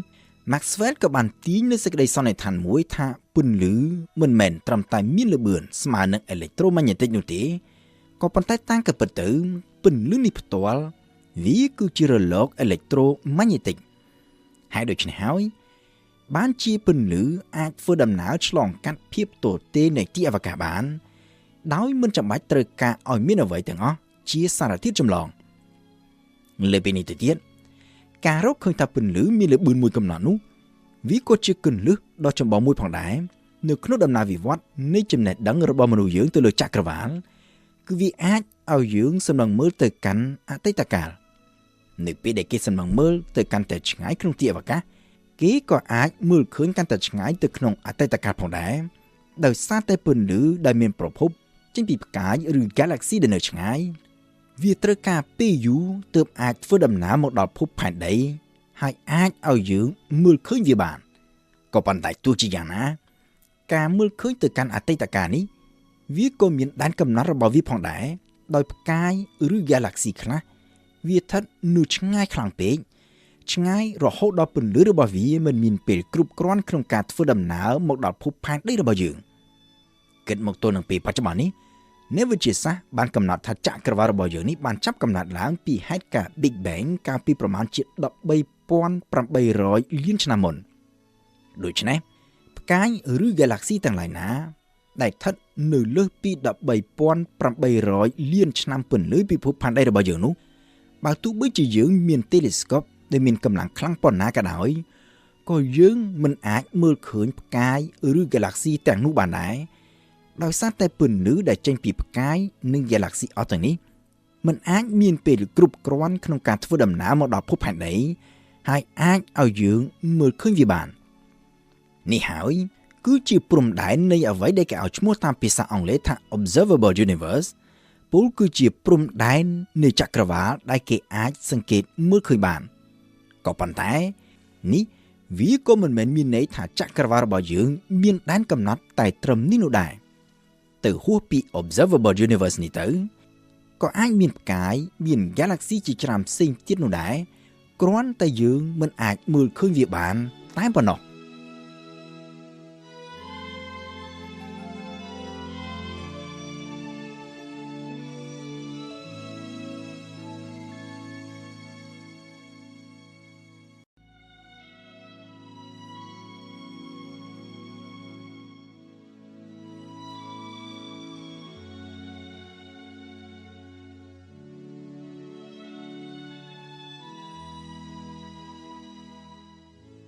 ព្រះអាទិត្យគឺជាផ្កាយតែមួយដួងគត់ នៅក្នុងប្រព័ន្ធព្រះអាទិត្យរបស់យើងហើយផ្កាយមួយដួងនេះមានទំហំដ៏ធំដោយប្រមូលផ្ដុំម៉ាស់រហូតដល់ទៅជាង 99% នៃប្រព័ន្ធព្រះអាទិត្យទាំងមូលសម្រាប់ជីវិតមនុស្សយើងក៏ដូចជាជីវិតគ្រប់ទម្រង់ផ្សេងទៀតនៅលើភពផែនដីទាំងមូលព្រះអាទិត្យគឺជាប្រភពថាមពលដ៏ចម្បងបំផុតមួយដែលមិនអាចខ្វះបានហើយបើគ្មានថាមពលពីព្រះអាទិត្យទេនោះជីវិតនៅលើភពផែនដីរបស់យើងនេះក៏មិនអាចចាប់កំណើតនិងរីកលូតលាស់រហូតមកទល់នឹងសព្វថ្ងៃនេះបាននោះដែរក៏ប៉ុន្តែក្នុងពេលជាមួយគ្នាព្រះអាទិត្យខ្លួនឯងផ្ទាល់ក៏មានវត្តនៃជីវិតរបស់ខ្លួនផងដែរដូច្នេះសំណួរសួរថាតើព្រះអាទិត្យរបស់យើងនេះនឹងត្រូវคล้ายទៅជាយ៉ាងណានៅថ្ងៃអនាគតដើម្បីអាចព្យាករណ៍ទៅថ្ងៃអនាគតបានវាគឺជារឿងចាំបាច់ដែលគេត្រូវក្រឡេកមើលទៅក្រោយគឺមើលទៅកាន់អតីតកាលរបស់ព្រះអាទិត្យដោយផ្ទាល់ព្រះអាទិត្យរបស់យើងនេះបានចាប់កំណើតឡើងកាលពីជាង 4,500 លានឆ្នាំមុនដោយចាប់កំណើតចេញពីសារធាតុដែលពីដំបូងមានទម្រង់ជាល្អងធូលីដ៏ទុយល្អិតនៅឡើយក៏ប៉ុន្តែក្រោយមកបានប្រមូលផ្ដុំគ្នាទៅជាដុំស្វះឧស្ម័នដែលភាគច្រើនមានធាតុផ្សំជាអ៊ីដ្រូសែននិងអេលីយ៉ូមបន្តិចម្ដងនៅក្នុងដំណើរការដ៏យឺតក្នុងរយៈពេលរហូតដល់ទៅរាប់សិបលានឆ្នាំដុំស្វះឧស្ម័ននេះបានប្រមូលផ្ដុំសារធាតុកាន់តែច្រើនទំហំក៏កាន់តែរីកធំឡើងរហូតដល់ពេលមួយក៏មានម៉ាស់និងមានកម្លាំងទំនាញខ្លាំងគ្រប់គ្រាន់ធ្វើឲ្យសម្ពាធនិងសីតុណ្ហភាពនៅស្នូលប៉ែកខាងក្នុងកើនឡើងដល់កម្រិតកំពូលគឺកម្ដៅត្រូវកើនឡើងរហូតដល់ទៅរាប់លានអង្សារហូតធ្វើឲ្យអាតូមអ៊ីដ្រូសែនត្រូវរលាយចូលគ្នាបង្កើតទៅជាប្រតិកម្មនុយក្លេអ៊ែរទៅតាមយន្តការមួយដែលគេហៅតាមភាសាបារាំងថា fusion nucléaire ប្រតិកម្មនុយក្លេអ៊ែរនេះហើយដែលវាជាប្រភពនាំឲ្យដុំឧស្ម័នមួយនេះអាចបញ្ចេញនៅថាមពលក្នុងទម្រង់ជាពន្លឺនិងកម្ដៅហើយคล้ายទៅជាផ្កាយដែលយើងឲ្យឈ្មោះថាព្រះអាទិត្យក្នុងពេលជាមួយគ្នាប្រតិកម្មនុយក្លេអ៊ែរនេះវាក៏ធ្វើឲ្យអ៊ីដ្រូសែននៅក្នុងព្រះអាទិត្យត្រូវថមថយចុះជាប់ជាប្រចាំផងដែរពីព្រោះថានៅក្នុងប្រតិកម្មនុយក្លេអ៊ែរនេះអាតូមអ៊ីដ្រូសែនត្រូវរលាយបញ្ចូលគ្នាហើយបង្កើតទៅជាអាតូមនៃសារធាតុថ្មីមួយទៀតគឺអេលីយ៉ូមជាទូទៅអ្នកវិទ្យាសាស្ត្របានកំណត់ថាគិតជាមធ្យមនៅរៀងរាល់1វិនាទីប្រតិកម្មនុយក្លេអ៊ែរនៅក្នុងស្នូលប៉ែកខាងក្នុងនៃព្រះអាទិត្យធ្វើឲ្យអ៊ីដ្រូសែនប្រមាណជា600លានតោនត្រូវរលាយចូលគ្នាបង្កើតទៅជាអេលីយ៉ូមហើយដំណើរការនេះវាបានកើតមានជាប់ជាប្រចាំឥតឈប់អស់រយៈពេលជាង 4,500 លានឆ្នាំមកហើយជាការប៉ុណ្ណាថាព្រះអាទិត្យមានម៉ាស់យ៉ាងសម្បើមគឺរហូតដល់ទៅជាង 99% នៃម៉ាស់សរុបរបស់ប្រព័ន្ធព្រះអាទិត្យរបស់យើងទាំងមូលក៏ប៉ុន្តែបើទោះបីជាយ៉ាងនេះក៏ដោយបរិមាណនៃអ៊ីដ្រូសែននៅក្នុងព្រះអាទិត្យនេះវាក៏មិនមែនចេះតែមានជាប់រហូតដោយគ្មានដែនកំណត់របស់វានោះដែរនៅថ្ងៃណាមួយអ៊ីដ្រូសែននៅក្នុងព្រះអាទិត្យនឹងត្រូវអស់សារធាតុចំហេះដ៏ចម្បងសម្រាប់ប្រតិកម្មនុយក្លេអ៊ែរក៏នឹងលែងមានគឺនៅពេលនោះហើយដែលជាដំណាក់កាលចុងក្រោយនៃជីវិតរបស់ព្រះអាទិត្យរបស់យើងតាមរយៈការសិក្សាទៅលើផ្កាយជាច្រើនផ្សេងទៀតដែលមានទំហំប្រហាក់ប្រហែលគ្នាអ្នកវិទ្យាសាស្ត្រអាចដឹងបានថាព្រះអាទិត្យរបស់យើងនេះនឹងមិនបញ្ចប់ជីវិតទៅនៅក្នុងភាពស្ងាត់ស្ងៀមនោះទេផ្ទុយទៅវិញនៅក្នុងដំណាក់កាលចុងក្រោយនៃជីវិតពូលគឺនៅពេលដែលព្រះអាទិត្យប្រើអស់អ៊ីដ្រូសែននៅក្នុងស្នូលព្រះអាទិត្យនឹងមានទំហំរីកកាន់តែធំឡើងរហូតคล้ายទៅជាប្រភេទផ្កាយដ៏ធំមួយដែលគេឲ្យឈ្មោះថាផ្កាយយក្សក្រហមឬតាមភាសាអង់គ្លេសថា Red Giant នៅក្នុងដំណាក់កាលជា Red Giant នេះព្រះអាទិត្យនឹងរីកប៉ោងធំឡើងរហូតអាចលេបត្របាក់យកភពពុទ្ធនិងបន្តមកទៀតភពសុក្រហើយមុខកាត់របស់ព្រះអាទិត្យអាចនឹងត្រូវលាតសន្ធឹងកាន់តែធំរហូតដល់ទៅគន្លងតារាវិថីនៃភពផែនដីរបស់យើងរហូតមកទល់នឹងពេលបច្ចុប្បន្ននេះអ្នកវិទ្យាសាស្ត្រនៅតែមិនទាន់មានការឯកភាពគ្នានៅឡើយទេថាតើភពផែនដីរបស់យើងនឹងត្រូវព្រះអាទិត្យលេបត្របាក់យកដូចជាភពពុទ្ធនិងភពសុក្រដែរឬក៏យ៉ាងណាក៏ប៉ុន្តែបើទោះបីជាមិនត្រូវព្រះអាទិត្យលេបត្របាក់យកទាំងមូលក៏ដោយ ក៏ភពផែនដីនិងជីវិតនៅលើភពផែនដីរបស់យើងនេះនឹងមិនអាចទ្រាំទ្រនឹងកម្ដៅរបស់ព្រះអាទិត្យដ៏ធំមហិមាជា Red Giant នេះបាននោះដែរទោះជាយ៉ាងណាអ្នកវិទ្យាសាស្ត្របានព្យាករណ៍ថាដំណាក់កាលចុងក្រោយនៃជីវិតរបស់ព្រះអាទិត្យយើងនេះនឹងមិនត្រូវកាត់ឡើងនៅក្នុងពេលឆាប់ៗខាងមុខនេះនោះទេដោយជាទូទៅគេដឹងថាផ្កាយដែលមានម៉ាស់ប្រហាក់ប្រហែលនឹងព្រះអាទិត្យរបស់យើងអាចមានសារធាតុគ្រប់គ្រាន់ដើម្បីបង្កើតឲ្យមានប្រតិកម្មនុយក្លេអ៊ែរនៅក្នុងស្នូលក្នុងរយៈពេលរហូតដល់ទៅប្រមាណជា 9,000 លានទៅ 10,000 លានឆ្នាំឯណោះ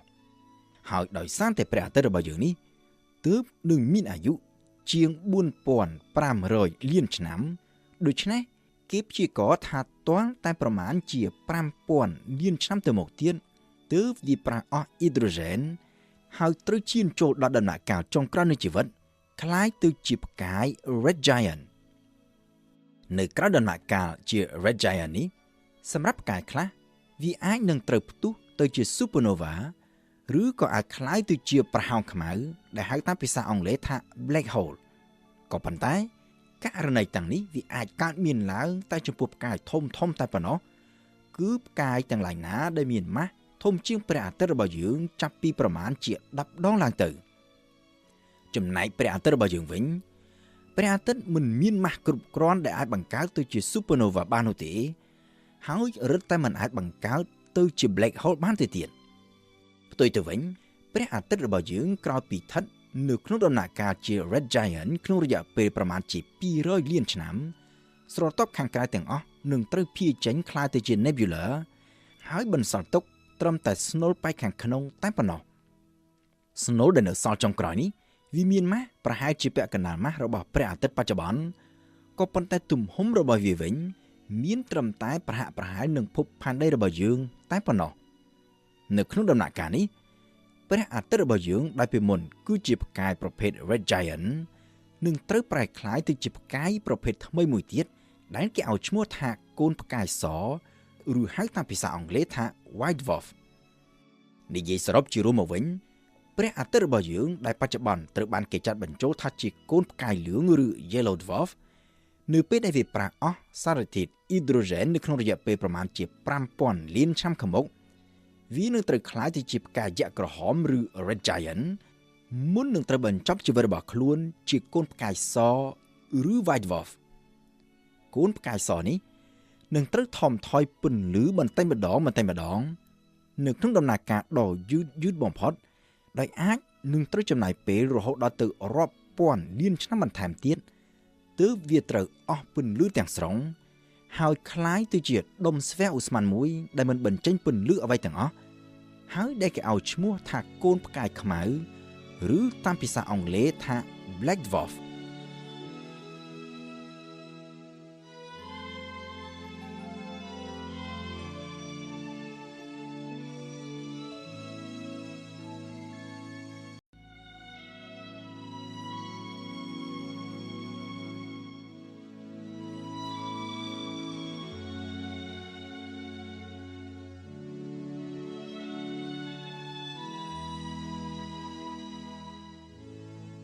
តែយើងអាចដឹងប្រកាសទេថាអ្វីដែលយើងមើលឃើញគឺពិតជាមានពិតប្រាកដមែនហើយអ្វីដែលយើងមើលមិនឃើញគឺពិតជាមិនមានអ្នកដែលបានមើលភាពយន្តឯកសារដែលមានចំណងជើងថា Cosmos របស់លោក Neil deGrasse Tyson ប្រហែលជាបានឮការដំណើររឿងអំពីអ្នកវិទ្យាសាស្ត្រដ៏ល្បីមួយរូបដែលជួយរឿងខ្មោច William Herschel គឺជាតារាវិទូដ៏ល្បីល្បាញមួយរូបប្រចាំសតវត្សទី19ជាអ្នកដែលបានរកឃើញប្រភេទពន្លឺដែលយើងមិនអាចមើលឃើញដោយភ្នែកទទេនិងជាអ្នកដែលជំនាញខាងការសិក្សាទៅលើពន្លឺរបស់ផ្កាយនាថ្ងៃមួយនៅឆ្នាំ1802 William Herschel និងកូនប្រុសឈ្មោះ John កំពុងដើរលេងនៅតាមឆ្នេរខ្សាច់ដើម្បីមើលផ្កាយនាពេលយប់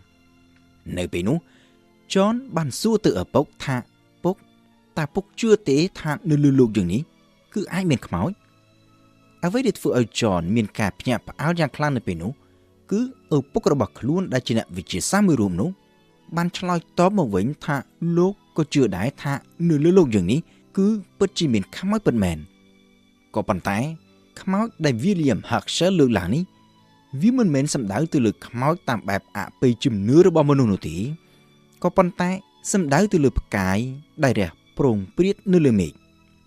គ្រប់ផ្កាយដែលយើងមើលឃើញជាចំណុចភ្លឺដ៏តូចល្អិតនៅលើមេឃនៃពេលយប់តាមពិតទៅគឺសុទ្ធតែជាផ្កាយដែលមានទំហំដ៏ធំហើយមានពន្លឺភ្លឺខ្លាំងដែលខ្លះធំប៉ុនព្រះអាទិត្យហើយខ្លះទៀតធំជាងហើយភ្លឺជាងព្រះអាទិត្យរបស់យើងទៅទៀតដូច្នេះយើងសាកគិតស្រមៃទៅមើលថាតើផ្កាយអស់ទាំងនោះស្ថិតនៅឆ្ងាយពីយើងខ្លាំងប៉ុណ្ណាទៅទើបធ្វើឲ្យយើងមើលទៅឃើញត្រឹមតែជាចំណុចភ្លឺដ៏តូចល្អិតបែបនេះពន្លឺដែលចេញពីផ្កាយអស់ទាំងនេះអ្វីត្បិតតែវាមានល្បឿនលឿនខ្លាំងក៏ប៉ុន្តែទោះជាយ៉ាងណាវាក៏នៅតែត្រូវការពេលមិនតិចនោះដែរដើម្បីអាចធ្វើដំណើរចាប់ពីពេលដែលចេញពីផ្កាយរហូតមកប៉ះនឹងកែវភ្នែកដែលអាចឲ្យយើងមើលឃើញបានសម្រាប់ផ្កាយដែលនៅជិតយើងពន្លឺត្រូវធ្វើដំណើរត្រឹមរាប់ឆ្នាំចំណែកផ្កាយខ្លះទៀតវាត្រូវការពេលរហូតដល់ទៅរាប់រយរាប់ពាន់ឬរហូតដល់ទៅរាប់ម៉ឺនឆ្នាំហើយសម្រាប់ផ្កាយខ្លះទម្រាំតែពន្លឺរបស់វាធ្វើដំណើរមកប៉ះនឹងកែវភ្នែករបស់យើងតួផ្កាយនោះត្រូវអស់ជីវិតលែងមានវត្តមាននៅក្នុងចក្រវាឡរបស់យើងនេះតទៅទៀតទៅហើយចំណែកអ្វីដែលយើងមើលឃើញនោះវាគ្រាន់តែជាពន្លឺដែលសល់ពីផ្កាយតែប៉ុណ្ណោះនោះហើយគឺជាខ្មោចដែល William Herschel បានលើកឡើងជាមួយនឹងកូនប្រុស William Herschel ស្ថិតនៅក្នុងចំណោមអ្នកប្រាជ្ញដំបូងគេដែលយល់ថា telescope តាមពិតទៅគឺប្រៀបបានទៅនឹងម៉ាស៊ីនដែលអាចឲ្យយើងសម្លឹងមើលទៅកាន់អតីតកាលនៅពេលដែលគេមាន telescope ដែលអាចមើលឃើញបានទៅក្នុងចម្ងាយកាន់តែឆ្ងាយវាក៏អាចឲ្យយើងមើលឃើញទៅកាន់អតីតកាលកាន់តែឆ្ងាយទៅតាមនោះផងដែរហើយនេះក៏ដោយសារតែលក្ខណៈដ៏ពិសេសមួយគឺពន្លឺត្រូវធ្វើដំណើរក្នុងល្បឿនមួយដែលមានដែនកំណត់របស់វា30,000 គីឡូម៉ែត្រក្នុង1វិនាទីនេះគឺជាល្បឿនរបស់ពន្លឺដែលមានន័យថាក្នុង1វិនាទីពន្លឺអាចធ្វើដំណើរបានចម្ងាយ30,000 គីឡូម៉ែត្រពោលគឺវាប្រហាក់ប្រហែលនឹងចម្ងាយពីភពផែនដីរបស់យើងទៅកាន់ព្រះច័ន្ទដូច្នេះនៅរៀងរាល់លើកដែលយើងសម្លឹងមើលទៅព្រះច័ន្ទអ្វីដែលយើងមើលឃើញគឺរូបភាពរបស់ព្រះច័ន្ទកាលពី1វិនាទីមុនមានន័យថាយើងធ្វើដំណើរត្រឡប់ក្រោយទៅកាន់អតីតកាលរយៈពេល1វិនាទីហើយបើយើងមើលទៅព្រះអាទិត្យ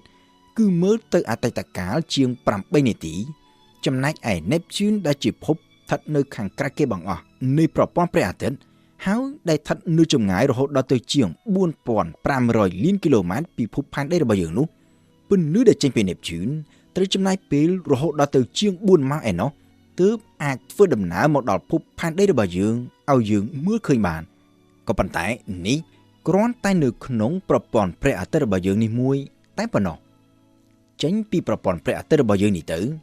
សូម្បីតែផ្កាយដែលស្ថិតនៅជិតយើងជាងគេបំផុតគឺផ្កាយឈ្មោះ Proxima Centauri វាស្ថិតនៅចម្ងាយរហូតដល់ទៅជាង4ឆ្នាំពន្លឺឯណោះពីភពផែនដីរបស់យើងពូលគឺពន្លឺដែលចេញពីផ្កាយនេះវាត្រូវចំណាយពេលរហូតដល់ទៅជាង4ឆ្នាំទើបអាចធ្វើដំណើរមកដល់ផែនដីរបស់យើងសំណួរសួរថាតើ4ឆ្នាំពន្លឺនេះវាឆ្ងាយប៉ុណ្ណាដែរទៅដើម្បីចង់ដឹងថាវាឆ្ងាយប៉ុណ្ណាយើងគួរប្រៀបធៀបជាមួយនឹងយានដែលធ្វើដោយដៃមនុស្សគឺយានឈ្មោះ Voyager ដែលធ្វើដំណើរចាក់ចេញពីប្រព័ន្ធព្រះអាទិត្យនៅក្នុងល្បឿនរហូតដល់ទៅប្រមាណជា 60,000 គីឡូម៉ែត្រក្នុង1ម៉ោងសម្រាប់យើង 60,000 គីឡូម៉ែត្រក្នុង1ម៉ោងវាគឺជាល្បឿនមួយដ៏លឿនបំផុតក៏ប៉ុន្តែបើទោះបីជានៅក្នុងល្បឿនដ៏លឿនបែបនេះក៏ដោយ Voyager ត្រូវការចំណាយពេលរហូតដល់ទៅប្រមាណជា 80,000 ឆ្នាំឯណោះទើបអាចធ្វើដំណើរទៅដល់ផ្កាយ Proxima Centauri បានហើយនេះគ្រាន់តែជាផ្កាយមួយដែលស្ថិតនៅជិតបំផុតនឹងភពផែនដីរបស់យើងហើយចុះទម្រាំតែផ្កាយផ្សេងទៀតផ្កាយ Sirius ឬផ្កាឆ្កែដែលជាផ្កាយភ្លឺជាងគេបើយើងមិនរាប់បញ្ចូលភពសុក្រវាស្ថិតនៅចម្ងាយរហូតដល់ទៅជាង8ឆ្នាំកន្លះពីផែនដីផ្កាយកូនមាន់ដែលជាកញ្ចុំផ្កាយដែលភ្លឺនិងងាយសម្គាល់ជាងគេនៅលើមេឃស្ថិតនៅចម្ងាយប្រមាណជា400ឆ្នាំពន្លឺចំណែកផ្កាយ Betelgeuse ដែលអ្នកវិទ្យាសាស្ត្រកំពុងតែនាំគ្នាចាប់អារម្មណ៍យ៉ាងខ្លាំងចាប់តាំងពីចុងឆ្នាំ2019មកនោះវាស្ថិតនៅចម្ងាយរហូតដល់ទៅប្រមាណជា 200ឆ្នាំពន្លឺឯណោះពីភពផែនដីរបស់យើង Betelgeuse គឺជាផ្កាយដ៏ភ្លឺមួយដួងស្ថិតនៅក្នុងបណ្ដុំផ្កាយដែលគេស្គាល់ជាលក្ខណៈអន្តរជាតិថា Orion ហើយដែលនៅក្នុងប្រទេសកម្ពុជាយើងហៅថាផ្កាយយាមនង្គ័លលក្ខណៈពិសេសរបស់ Betelgeuse គឺវាជាប្រភេទផ្កាយដែលមានម៉ាស់ធំជាងព្រះអាទិត្យរបស់យើងរហូតដល់ទៅជាង10ដងហើយវាកំពុងស្ថិតនៅក្នុងដំណាក់កាលចុងក្រោយនៃជីវិតដែលអាចនឹងត្រូវផ្ទុះទៅជា supernova បានគ្រប់ពេលទាំងអស់នៅពេលដែល Betelgeuse ផ្ទុះទៅជា supernova វានឹងជះពន្លឺដ៏ខ្លាំងដែលពីភពផែនដីរបស់យើងនេះទៅយើងអាចមើលវាឃើញសូម្បីតែនៅពេលថ្ងៃចំណែកនៅពេលយប់វិញពន្លឺ supernova នេះអាចនឹងត្រូវភ្លឺប្រហាក់ប្រហែលនឹងព្រះច័ន្ទពេញវង្សហើយវានឹងភ្លឺក្នុងរយៈពេលរហូតដល់ទៅរាប់ខែឯណោះមុននឹងត្រូវថមថយពន្លឺទៅវិញបន្តិចម្ដងរហូតដល់ពេលមួយ Betelgeuse នឹងត្រូវបាត់ពីផ្ទៃមេឃរបស់យើងនេះជារឿយរហូតអ្នកវិទ្យាសាស្ត្របានព្យាករណ៍ថាការផ្ទុះជា supernova របស់ Betelgeuse នេះវាអាចនឹងកើតឡើងនៅក្នុងរយៈពេលប្រមាណជា 10,000 ឆ្នាំទៅមុខទៀតឬក៏វាអាចកើតឡើងនៅយប់នេះឬយប់ស្អែកឬក៏វាអាចកើតឡើងរួចទៅហើយក៏អាចថាបានគ្រាន់តែយើងមិនទាន់អាចមើលវាឃើញតែប៉ុណ្ណោះដោយសារតែវាស្ថិតនៅរហូតដល់ទៅ700ឆ្នាំពន្លឺពីយើងហើយចាប់ពីពេលផ្ទុះទៅជា supernova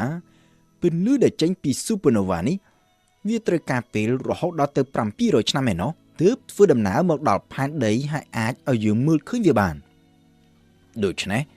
នៅពេលយប់ឡើងនៅរៀងរាល់ពេលដែលយើងងើបក្បាលសម្លឹងមើលទៅ Betelgeuse ដែលជាផ្កាយដ៏ភ្លឺមួយដួងមានពណ៌ក្រហមប្លែកពីគេស្ថិតនៅខាងឆ្វេងដៃផ្កាយយាមនង្គ័លនោះយើងអាចប្រាប់ខ្លួនឯងបានថាអ្វីដែលយើងកំពុងតែមើលឃើញនោះវាមិនមែនជា Betelgeuse ក្នុងពេលបច្ចុប្បន្នកាលនេះទេផ្ទុយទៅវិញនោះគឺជា Betelgeuse កាលពី700ឆ្នាំមុនហើយនេះប្រហែលគ្រាន់តែជាពន្លឺដែលបន្សល់ទុកពី Betelgeuse តែប៉ុណ្ណោះចំណែករូបកាយរបស់វាប្រហែលជាត្រូវរលាយបាត់ពីចក្រវាឡរបស់យើងនេះទៅហើយក៏អាចថាបានផ្កាយដែលលែងមានរូបកាយហើយបន្សល់ទុកត្រឹមតែពន្លឺបែបនេះហើយដែល William Herschel បានហៅថាជាខ្មោចគឺខ្មោចផ្កាយដែលនៅពាសពេញផ្ទៃមេឃរបស់យើង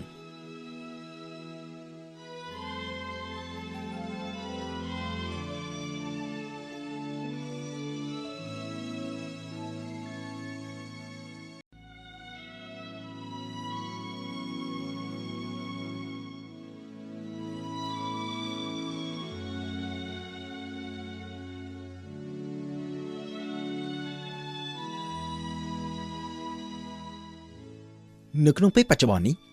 គេដឹងថាពិភពផែនដីរបស់យើងទៅព្រះច័ន្ទមានចម្ងាយជាង 38,000 គីឡូម៉ែត្រពីផែនដីទៅព្រះអាទិត្យជិត 150 លានគីឡូម៉ែត្រផ្កាយដែលនៅជិតប្រព័ន្ធព្រះអាទិត្យរបស់យើងជាងគេគឺប្រព័ន្ធផ្កាយ Alpha Centauri ស្ថិតនៅចម្ងាយជាង 4 ឆ្នាំពន្លឺហើយមុខកាត់របស់ Galaxy Milky Way របស់យើងមានប្រវែងប្រមាណពី 10,000 ទៅ 20,000 ឆ្នាំពន្លឺចំណែកឯ Galaxy ដែលស្ថិតនៅជិតយើងបំផុតគឺ Galaxy Andromeda ស្ថិតនៅចម្ងាយប្រមាណជា 2.5 លានឆ្នាំពន្លឺក៏ប៉ុន្តែសំណួរចោទឡើងថាតើគេអាចវាស់ចម្ងាយដ៏សម្បើមអស់ទាំងនេះបានដោយរបៀបណា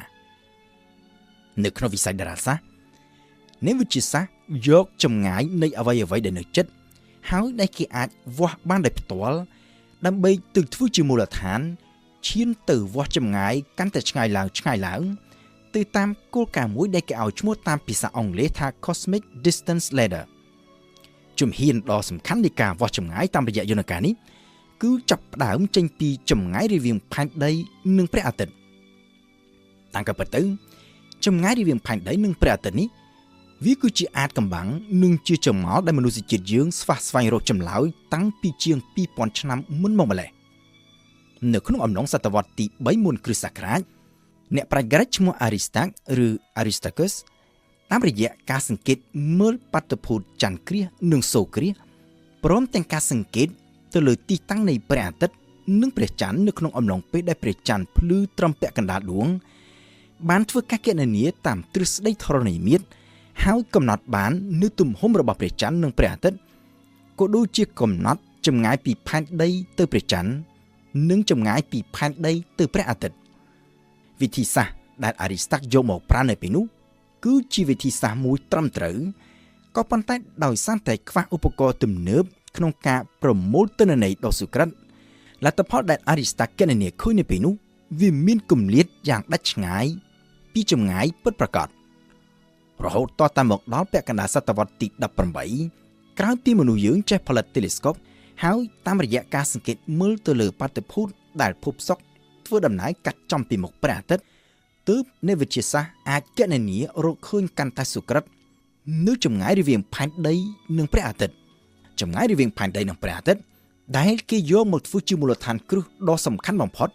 នៅក្នុងការវាស់ចម្ងាយនៅក្នុងទីអវកាសហើយដែលគេហៅតាមភាសាអង់គ្លេសថា astronomical unit ឬតាមភាសាបារាំង unité astronomique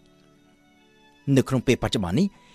មានវិធីមួយដែលអាចឲ្យអ្នកវិទ្យាសាស្ត្រវាស់ដឹងបានកាន់តែស៊ូក្រិតថែមទៀតនៅចម្ងាយរវាងផែនដីនិងព្រះអាទិត្យក៏ដូចជាចម្ងាយទៅកាន់ភពផ្សេងទៀតនៅក្នុងប្រព័ន្ធព្រះអាទិត្យរបស់យើងគឺការវាស់ដោយប្រើប្រព័ន្ធរ៉ាដានៅក្នុងការវាស់ចម្ងាយនេះគេបញ្ជូនសញ្ញាចេញពីរ៉ាដាឲ្យធ្វើដំណើរទៅប៉ះវត្ថុដែលគេចង់វាស់ដើម្បីឲ្យសញ្ញារ៉ាដានេះផ្លាតត្រឡប់មកភពផែនដីវិញរួចហើយគេវាស់មើលអំពីថេរវិលាសរុបនៃការធ្វើដំណើររបស់សញ្ញារ៉ាដានេះគេដឹងថាសញ្ញារ៉ាដាគឺជារលកអេឡិចត្រូម៉ាញ៉េទិកដែលមានល្បឿនស្មើនឹងល្បឿនពន្លឺដែលគេស្គាល់ច្បាស់ដូច្នេះនៅពេលដែលគេដឹងថាសញ្ញារ៉ាដានេះប្រើពេលប៉ុន្មានក្នុងការធ្វើដំណើរទៅកាន់វត្ថុណាមួយនោះគេក៏អាចដឹងបានផងដែរអំពីចម្ងាយទៅកាន់វត្ថុនោះក៏ប៉ុន្តែវិធីវាស់ចម្ងាយតាមប្រព័ន្ធរ៉ាដានេះគេអាចប្រើវាបានសម្រាប់តែអ្វីដែលនៅជិតត្រឹមក្នុងប្រព័ន្ធព្រះអាទិត្យរបស់យើងនេះតែប៉ុណ្ណោះចម្ងាយដែលឆ្ងាយដែលចេញផុតពីប្រព័ន្ធព្រះអាទិត្យរបស់យើងនេះទៅគេមិនអាចវាស់ដោយប្រើប្រព័ន្ធរ៉ាដានេះបាននោះទេដោយគេត្រូវប្រើវិធីផ្សេងមួយទៀតគឺ parallax តើអ្វីទៅជា parallax ប្រសិនបើយើងលើកមេដៃរបស់យើងសន្ធឹងត្រង់ទៅមុខរួចហើយសម្លឹងមើលដោយបិទភ្នែកម្ខាងឆ្លាស់គ្នាម្ដងឆ្វេងម្ដងស្ដាំយើងនឹងអាចមើលឃើញថាមេដៃរបស់យើងក៏ផ្លាស់ប្ដូរទីតាំងម្ដងឆ្វេងម្ដងស្ដាំទៅតាមនោះផងដែរនេះក៏ដោយសារតែភ្នែករបស់យើងទាំងពីរមានទីតាំងស្ថិតនៅឃ្លាតពីគ្នាហើយភ្នែកខាងឆ្វេងនិងភ្នែកខាងស្ដាំសម្លឹងមើលទៅមេដៃពីជ្រុងពីរផ្សេងពីគ្នានោះហើយគឺ parallax ហើយទំហំនៃ parallax នេះគឺវាអាស្រ័យទៅនឹងកត្តាចំនួន2គឺទី1ចម្ងាយរវាងភ្នែកឆ្វេងនិងភ្នែកស្ដាំនិងទី2ចម្ងាយរវាងភ្នែកនិងវត្ថុដែលគេសង្កេតមើលដូច្នេះបើយើងដឹងពីចម្ងាយរវាងគម្លាតនៃភ្នែករបស់យើងទាំងពីរនិងទំហំនៃ parallax របស់វត្ថុមួយយើងក៏អាចគណនារកឃើញចម្ងាយរវាងភ្នែករបស់យើងទៅកាន់វត្ថុនោះបានផងដែរដោយប្រើទ្រឹស្ដីធរណីមាត្រក៏ប៉ុន្តែគ្រប់ផ្កាយទាំងអស់សុទ្ធតែមានចម្ងាយយ៉ាងសែនឆ្ងាយពីយើងហើយគម្លាតត្រឹមប៉ុន្មានសង់ទីម៉ែត្ររវាងភ្នែកឆ្វេងនិងភ្នែកស្ដាំរបស់យើងនេះវាមិនអាចឲ្យយើងសង្កេតមើលពី parallax របស់ផ្កាយទាំងនោះបាននោះទេដើម្បីអាចសង្កេតមើល parallax នៃផ្កាយដ៏ឆ្ងាយទាំងនោះបានគេត្រូវការសង្កេតមើលពីជ្រុងពីរដែលមានគម្លាតឆ្ងាយពីគ្នាខ្លាំងហើយសូម្បីតែមុខកាត់នៃផែនដីរបស់យើងក៏វានៅតែមិនទាន់ឆ្ងាយគ្រប់គ្រាន់នោះដែរដែលគេចាំបាច់ត្រូវការប្រើមូលដ្ឋានគ្រឹះមួយទៀតគឺគន្លងតារាវិថីរបស់ភពផែនដីជុំវិញព្រះអាទិត្យយើងដឹងថាផែនដីធ្វើដំណើរមួយជុំព្រះអាទិត្យក្នុងរយៈពេលពេញមួយឆ្នាំដូច្នេះបើសិនជាគេសង្កេតមើលផ្កាយណាមួយនៅថ្ងៃមួយរួចហើយរងចាំ6ខែក្រោយនៅពេលដែលផែនដីធ្វើដំណើរបានពាក់កណ្ដាលជុំទៅដល់ជ្រុងម្ខាងទៀតនៃព្រះអាទិត្យហើយគេសង្កេតមើលទីតាំងនៃផ្កាយដដែលនោះគេនឹងអាចវាស់ parallax របស់ផ្កាយនោះបានហើយដោយសារតែគេដឹងចម្ងាយរវាងផែនដីនិងព្រះអាទិត្យដូច្នេះ parallax ដែលគេវាស់បាននេះក៏អាចឲ្យគេគណនារកឃើញបានផងដែរនៅចម្ងាយរបស់ផ្កាយតាមរយៈការវាស់ចម្ងាយផ្កាយដោយប្រើវិធី parallax នេះអ្នកវិទ្យាសាស្ត្របានបង្កើតឲ្យមានជាឯកតាថ្មីមួយទៀតសម្រាប់វាស់ចម្ងាយនៅក្នុងចក្រវាឡគឺឯកតាដែលគេឲ្យឈ្មោះថា parsec ដែលជាពាក្យកាត់ចេញពីពាក្យ parallax second ហើយមានន័យថាគឺជាចម្ងាយរបស់ផ្កាយដែលមាន parallax ក្នុងរង្វង់មុំស្មើនឹង1វិនាទី បើគិតជាឆ្នាំពន្លឺវិញ1ប៉ាសេកគឺស្មើនឹង3.26ឆ្នាំពន្លឺទោះជាយ៉ាងណាការវាស់ចម្ងាយផ្កាយដោយប្រើ parallax នេះក៏វាមានដែនកំណត់របស់វាផងដែរដោយសារតែ parallax ឬគម្លាតនៃទីតាំងរបស់ផ្កាយដែលយើងមើលពីជ្រុងពីរផ្សេងគ្នានេះវាមានកាន់តែតិចទៅនៅពេលដែលផ្កាយមានចម្ងាយកាន់តែឆ្ងាយដូច្នេះសម្រាប់ផ្កាយដែលនៅឆ្ងាយបើទោះបីជាគេសង្កេតមើលដោយប្រើ telescope ហើយយកគន្លងតារាវិថីផែនដីធ្វើជាមូលដ្ឋានក្នុងការសង្កេតក៏ដោយក៏គេនៅតែមិនអាចសង្កេតឃើញ parallax របស់ផ្កាយទាំងនោះបាននោះដែរបើសិនជាគេប្រើ telescope ដែលនៅលើដីគេអាចវាស់ចម្ងាយផ្កាយដោយប្រើ parallax នេះបានយ៉ាងឆ្ងាយបំផុតត្រឹមប្រមាណជា300ឆ្នាំពន្លឺតែប៉ុណ្ណោះហើយតាមរយៈ telescope អវកាសគេអាចវាស់បានយ៉ាងឆ្ងាយបំផុតត្រឹមប្រមាណជា3000ឆ្នាំពន្លឺដែលមានន័យថាវិធី parallax នេះអាចឲ្យគេវាស់ដឹងពីចម្ងាយផ្កាយតែមួយផ្នែកដ៏តូចប៉ុណ្ណោះនៅត្រឹមក្នុង Galaxy Milky Way របស់យើងដែលមានទំហំប្រមាណពី10,000 ទៅ20,000ឆ្នាំពន្លឺហើយនេះគេនៅមិនទាន់និយាយដល់ផងអំពី Galaxy ជាច្រើនផ្សេងទៀតដែលស្ថិតនៅចម្ងាយរហូតដល់ទៅរាប់លានឬរាប់ពាន់លានឆ្នាំពន្លឺពីភពផែនដីរបស់យើងទោះជាយ៉ាងណាការដឹងចម្ងាយរបស់ផ្កាយតាមរយៈ parallax នេះវាគឺជាជំហានដ៏សំខាន់មួយទៀតដែលអ្នកវិទ្យាសាស្ត្រអាចយកទៅប្រើធ្វើជាមូលដ្ឋានសម្រាប់វិធីសាស្ត្រផ្សេងទៀតក្នុងការវាស់ចម្ងាយផ្កាយបានកាន់តែឆ្ងាយជាងនេះទៅទៀតគឺវិធីសាស្ត្រប្រៀបធៀបពន្លឺរបស់ផ្កាយដែលគេឲ្យឈ្មោះតាមភាសាអង់គ្លេសថា standard candle តាមរយៈការសិក្សាទៅលើបណ្ដាផ្កាយដែលនៅជិតៗហើយដែលចម្ងាយរបស់វាគេអាចវាស់ដឹងបានយ៉ាងសុក្រឹតដោយវិធី parallax អ្នកវិទ្យាសាស្ត្រអាចកំណត់បានអំពីប្រភេទរបស់ផ្កាយនិងអំពីកម្រិតនៃពន្លឺពិតប្រាកដរបស់វាហើយតាមរយៈការប្រៀបធៀបរវាងពន្លឺពិតប្រាកដរបស់ផ្កាយនិងកម្រិតនៃពន្លឺដែលគេសង្កេតឃើញនិងវាស់ពីផែនដីនេះទៅគេអាចគណនារកឃើញចម្ងាយរបស់ផ្កាយនោះបានដោយសារតែគេដឹងថាប្រភពពន្លឺដែលមានពន្លឺពិតស្មើគ្នាបើវត្ថុនោះស្ថិតនៅជិតយើងមើលឃើញពន្លឺខ្លាំងជាងហើយបើវត្ថុនោះស្ថិតនៅកាន់តែឆ្ងាយពីយើ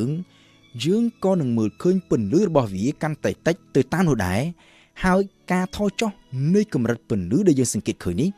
គឺវាសមាមាត្រទៅនឹងការ៉េនៃចម្ងាយទៅតាមច្បាប់មួយដែលគេឲ្យឈ្មោះតាមភាសាអង់គ្លេសថា inverse square law ឬតាមភាសាបារាំងថា loi en carré inverse តាមរយៈការប្រៀបធៀបរវាងកម្រិតពន្លឺពិតរបស់ផ្កាយនិងកម្រិតពន្លឺដែលគេសង្កេតនឹងវាស់ពីផែនដីអ្នកវិទ្យាសាស្ត្រអាចវាស់ចម្ងាយផ្កាយបានឆ្ងាយរហូតដល់ទៅប្រមាណជា50លានឆ្នាំពន្លឺពីភពផែនដីរបស់យើងឯណោះទៅឆ្ងាយហួសពីនេះទៅទៀតគេលែងអាចវាស់ពន្លឺរបស់ផ្កាយនីមួយៗបានតទៅទៀតហើយក៏ប៉ុន្តែគេអាចសង្កេតទៅលើបាតុភូត supernova មួយប្រភេទដើម្បីយកមកធ្វើជា standard candle ហើយបន្តវាស់ចម្ងាយបានរហូតដល់ទៅរាប់ពាន់លានឆ្នាំពន្លឺឯណោះនិយាយសរុបជារួមមកវិញគេអាចវាស់ចម្ងាយនៅក្នុងទីអវកាសបានដោយប្រើវិធីច្រើនយ៉ាងហើយធ្វើទៅតាមជំហានឬតាមកម្មពីជិតទៅឆ្ងាយពូលគឺគេប្រើប្រព័ន្ធរ៉ាដាដើម្បីវាស់ចម្ងាយអ្វីៗដែលស្ថិតនៅក្នុងប្រព័ន្ធព្រះអាទិត្យរបស់យើងជាពិសេសចម្ងាយពីផែនដីទៅព្រះអាទិត្យដឹងចម្ងាយពីផែនដីទៅព្រះអាទិត្យនេះហើយគេអាចយកវាទៅធ្វើជាមូលដ្ឋានដើម្បីគណនារកចម្ងាយរបស់ផ្កាយដែលនៅជិតៗដោយប្រើវិធី parallax ហើយការសិក្សាប្រៀបធៀបទៅលើបណ្ដាផ្កាយដែលគេអាចវាស់ចម្ងាយដឹងបានដោយប្រើវិធី parallax នេះអាចឲ្យគេកំណត់កម្រិតពន្លឺរបស់ផ្កាយបង្កើតទៅជា standard candle ហើយបន្តវាស់ចម្ងាយបានកាន់តែឆ្ងាយរហូតដល់ទៅរាប់សិបរាប់រយឬរាប់ពាន់លានឆ្នាំពន្លឺ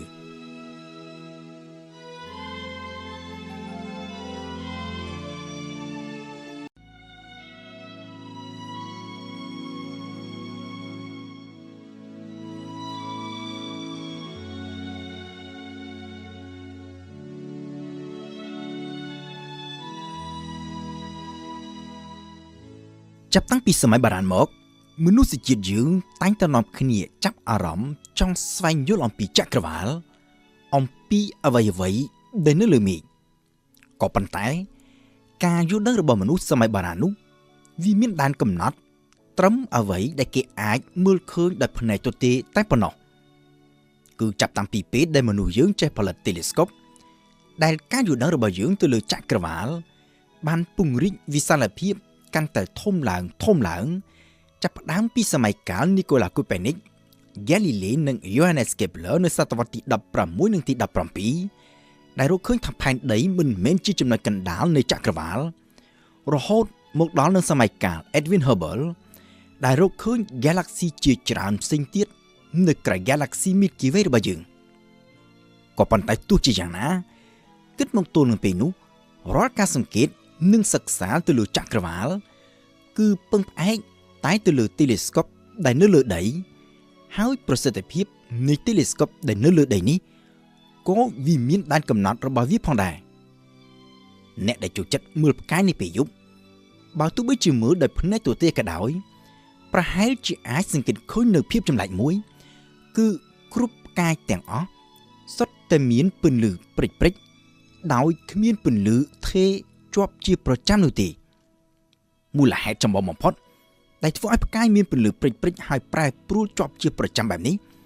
គឺដោយសារតែមានការរំខាននៃបរិយាកាសជុំវិញភពផែនដីរបស់យើងហើយការរំខាននៃស្រទាប់បរិយាកាសនេះហើយដែលនាំឲ្យ telescope ដែលនៅលើដីពិបាកក្នុងការផ្ដិតយករូបភាពបានឆ្ងាយបានច្បាស់និងបានលម្អិតដំណោះស្រាយដើម្បីជៀសផុតពីការរំខានដោយបរិយាកាសនេះគឺគេត្រូវធ្វើយ៉ាងណាយក telescope ទៅដាក់នៅក្នុងគន្លងតារាវិថីក្រៅស្រទាប់បរិយាកាសនៃភពផែនដីនោះហើយដែលជាដើមកំណើតនៃ telescope អវកាសលើដំបូងបង្អស់នៅក្នុងប្រវត្តិមនុស្សជាតិយើងគឺ telescope អវកាស Hubble telescope អវកាស Hubble គឺជាគម្រោងរបស់ទីភ្នាក់ងារ NASA របស់អាមេរិកដោយមានកិច្ចសហប្រតិបត្តិការជាមួយនឹងទីភ្នាក់ងារអវកាសអឺរ៉ុប telescope នេះដែលកាលពីដំបូងឡើយមានឈ្មោះថា Large Space Telescope ក៏ប៉ុន្តែក្រោយមកត្រូវបានប្ដូរឈ្មោះដោយយកតាមឈ្មោះតារាវិទូតដ៏ល្បីល្បាញរបស់អាមេរិកគឺលោក Edwin Hubble ត្រូវបានគេសាងសង់ចប់សពគ្រប់នៅឆ្នាំ1985ក៏ប៉ុន្តែគម្រោងបាញ់បង្ហោះ telescope នេះត្រូវជាប់គាំងក្រោយពីមានគ្រោះថ្នាក់ផ្ទុះយានអវកាសរបស់ NASA ឈ្មោះ Challenger នៅឆ្នាំ1986ហើយដែលធ្វើឲ្យ NASA ត្រូវផ្អាករាល់គម្រោងបង្ហោះយានអវកាសទាំងអស់រយៈពេលរហូតដល់ទៅ2ឆ្នាំទើបចាប់ផ្ដើមរៀបចំធ្វើឡើងវិញនៅទីបំផុតនៅថ្ងៃទី24ខែមេសាឆ្នាំ1990យានអវកាសថ្មីមួយទៀតរបស់ NASA ឈ្មោះថា Discovery ត្រូវបានគេបាញ់បង្ហោះចេញពីមជ្ឈមណ្ឌលអវកាស Cape Canaveral ហើយនៅលើយាននោះ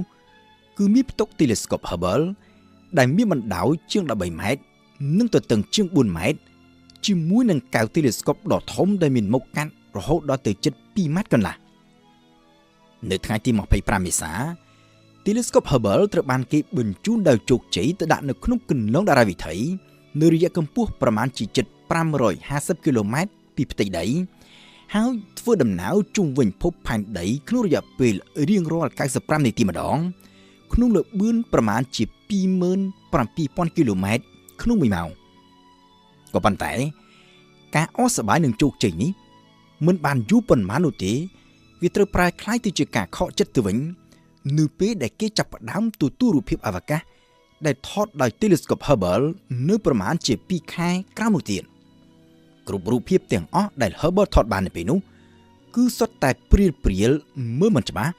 ហើយដើមហេតុគឺដោយសារតែកែវ telescope របស់ Hubble នោះត្រូវបានផលិតឡើងដោយខុសបច្ចេកទេសនៅទីបំផុតទៅ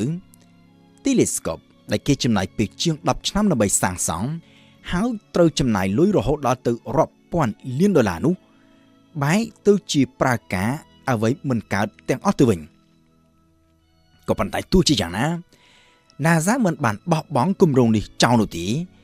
ក្រៅពីសិក្សាលម្អិតអស់រយៈពេលរាប់ខែអ្នកវិទ្យាសាស្ត្ររបស់ NASA ក៏បានរកឃើញវិធីដើម្បីជួសជុលកែតម្រូវកែវ telescope របស់ Hubble នេះឲ្យអាចមើលឃើញបានច្បាស់ឡើងវិញបានក៏ប៉ុន្តែ ការជួសជុលនិងការបដូរគ្រឿងបន្លាស់ telescope ដែលស្ថិតនៅក្នុងទីអវកាសក្នុងកម្រិតកម្ពស់រហូតដល់ទៅជិត550គីឡូម៉ែត្រពីផ្ទៃដីហើយធ្វើដំណើរក្នុងល្បឿនរហូតដល់ទៅ27000គីឡូម៉ែត្រក្នុង1ម៉ោងនោះវាគឺជាបញ្ហាប្រឈមដ៏ធំបំផុតមួយដែល NASA និងអវកាសយានិកមិនធ្លាប់ដែលបានធ្វើតតែសោះកាលពីពេលកន្លងមកនៅខែធ្នូឆ្នាំ1993 NASA បានចាប់ផ្ដើមបេសកកម្មពិសេសមួយដោយបញ្ជូនអវកាសយានិកចំនួន7រូបព្រមទាំងគ្រឿងបន្លាស់ជាច្រើនដើម្បីទៅជួសជុល Telescope Hubble ឡើងវិញបេសកកម្មនេះមានរយៈពេលរហូតដល់ទៅជិត11ថ្ងៃហើយតម្រូវឲ្យអវកាសយានិកចំនួន5រូបត្រូវចេញពីយានដោយឆ្លាស់វេនគ្នាទៅធ្វើការនៅក្នុងភាពទទេនៃទីអវកាសគិតជាសរុបរហូតដល់ទៅរាប់សិបម៉ោងឯណោះបេសកកម្មនោះត្រូវបានគេរាប់ថាជាជោគជ័យដ៏សំខាន់មួយសម្រាប់បច្ចេកវិទ្យាអវកាសនិងសមត្ថភាពរបស់អវកាសយានិកក៏ប៉ុន្តែរឹតតែសំខាន់ជាងនេះទៅទៀតវាគឺជាជោគជ័យសម្រាប់វិស័យតារាសាស្ត្រ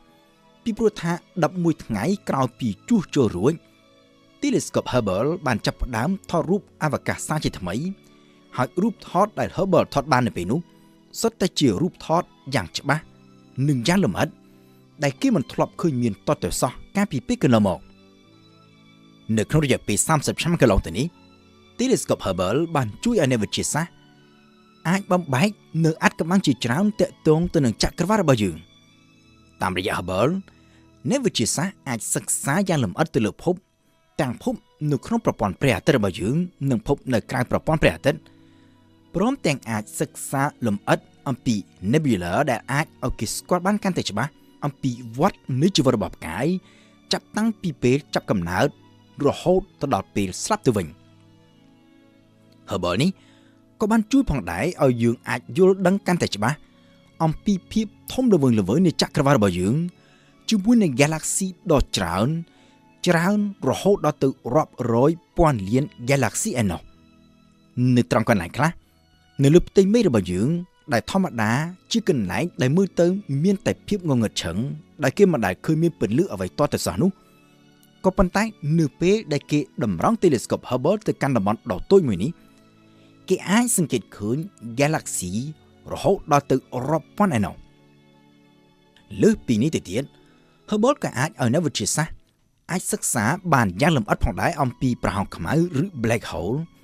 ដោយថែមទាំងអាចកំណត់បានថានៅក្នុង Galaxy ភាគច្រើននៅក្នុងចក្រវាឡរបស់យើងនេះគឺសុទ្ធតែមានប្រហោងខ្មៅដ៏សម្បើមមួយនៅចំកណ្ដាលជាប្រភេទប្រហោងខ្មៅដែលគេឲ្យឈ្មោះតាមភាសាអង់គ្លេសថា Supermassive Black Hole ហើយដែលខ្លះមានម៉ាស់ធំជាងព្រះអាទិត្យរហូតដល់ទៅរាប់លានដងហើយខ្លះទៀតរហូតដល់ទៅរាប់ពាន់លានដងឯណោះរឹតតែសំខាន់ជាងនេះទៅទៀត Telescope Hubble អាចជួយឲ្យអ្នកវិទ្យាសាស្ត្របំបែកនៅអាថ៌កំបាំងដែលគេឆ្ងល់តាំងពីយូរមកហើយគឺអាយុកាលនៃចក្រវាឡរបស់យើងតាមរយៈ Telescope Hubble គេអាចសិក្សានិងកំណត់បានយ៉ាងសុក្រិតនៅចម្ងាយនិងអាយុផ្កាយដ៏ចំណាស់បំផុតនៅក្នុងចក្រវាឡរបស់យើងនេះក៏ដូចជាអាចកំណត់បានយ៉ាងសុក្រិតនៅអត្រានៃការរីកញៀតនៃចក្រវាឡហើយដែលនាំឲ្យគេអាចកំណត់កាន់តែសុក្រិតថាចក្រវាឡរបស់យើងនេះបានចាប់កំណត់ឡើងកាលពីប្រមាណជា13,500លានឆ្នាំមុនតាមរយៈ Hubble គេអាចមើលឃើញបានកាន់តែឆ្ងាយទៅក្នុងចក្រវាឡហើយក្នុងពេលជាមួយគ្នាគេក៏អាចមើលឃើញកាន់តែឆ្ងាយផងដែរទៅកាន់អតីតកាលនៅឆ្នាំ2016 Telescope Hubble បានផ្ដិតជាប់នូវរូបភាពនៃ Galaxy មួយដែលមានអាយុកាលដ៏ចំណាស់បំផុតដែលគេមិនធ្លាប់ឃើញកាលពីមុន Galaxy នេះស្ថិតនៅចម្ងាយប្រមាណជា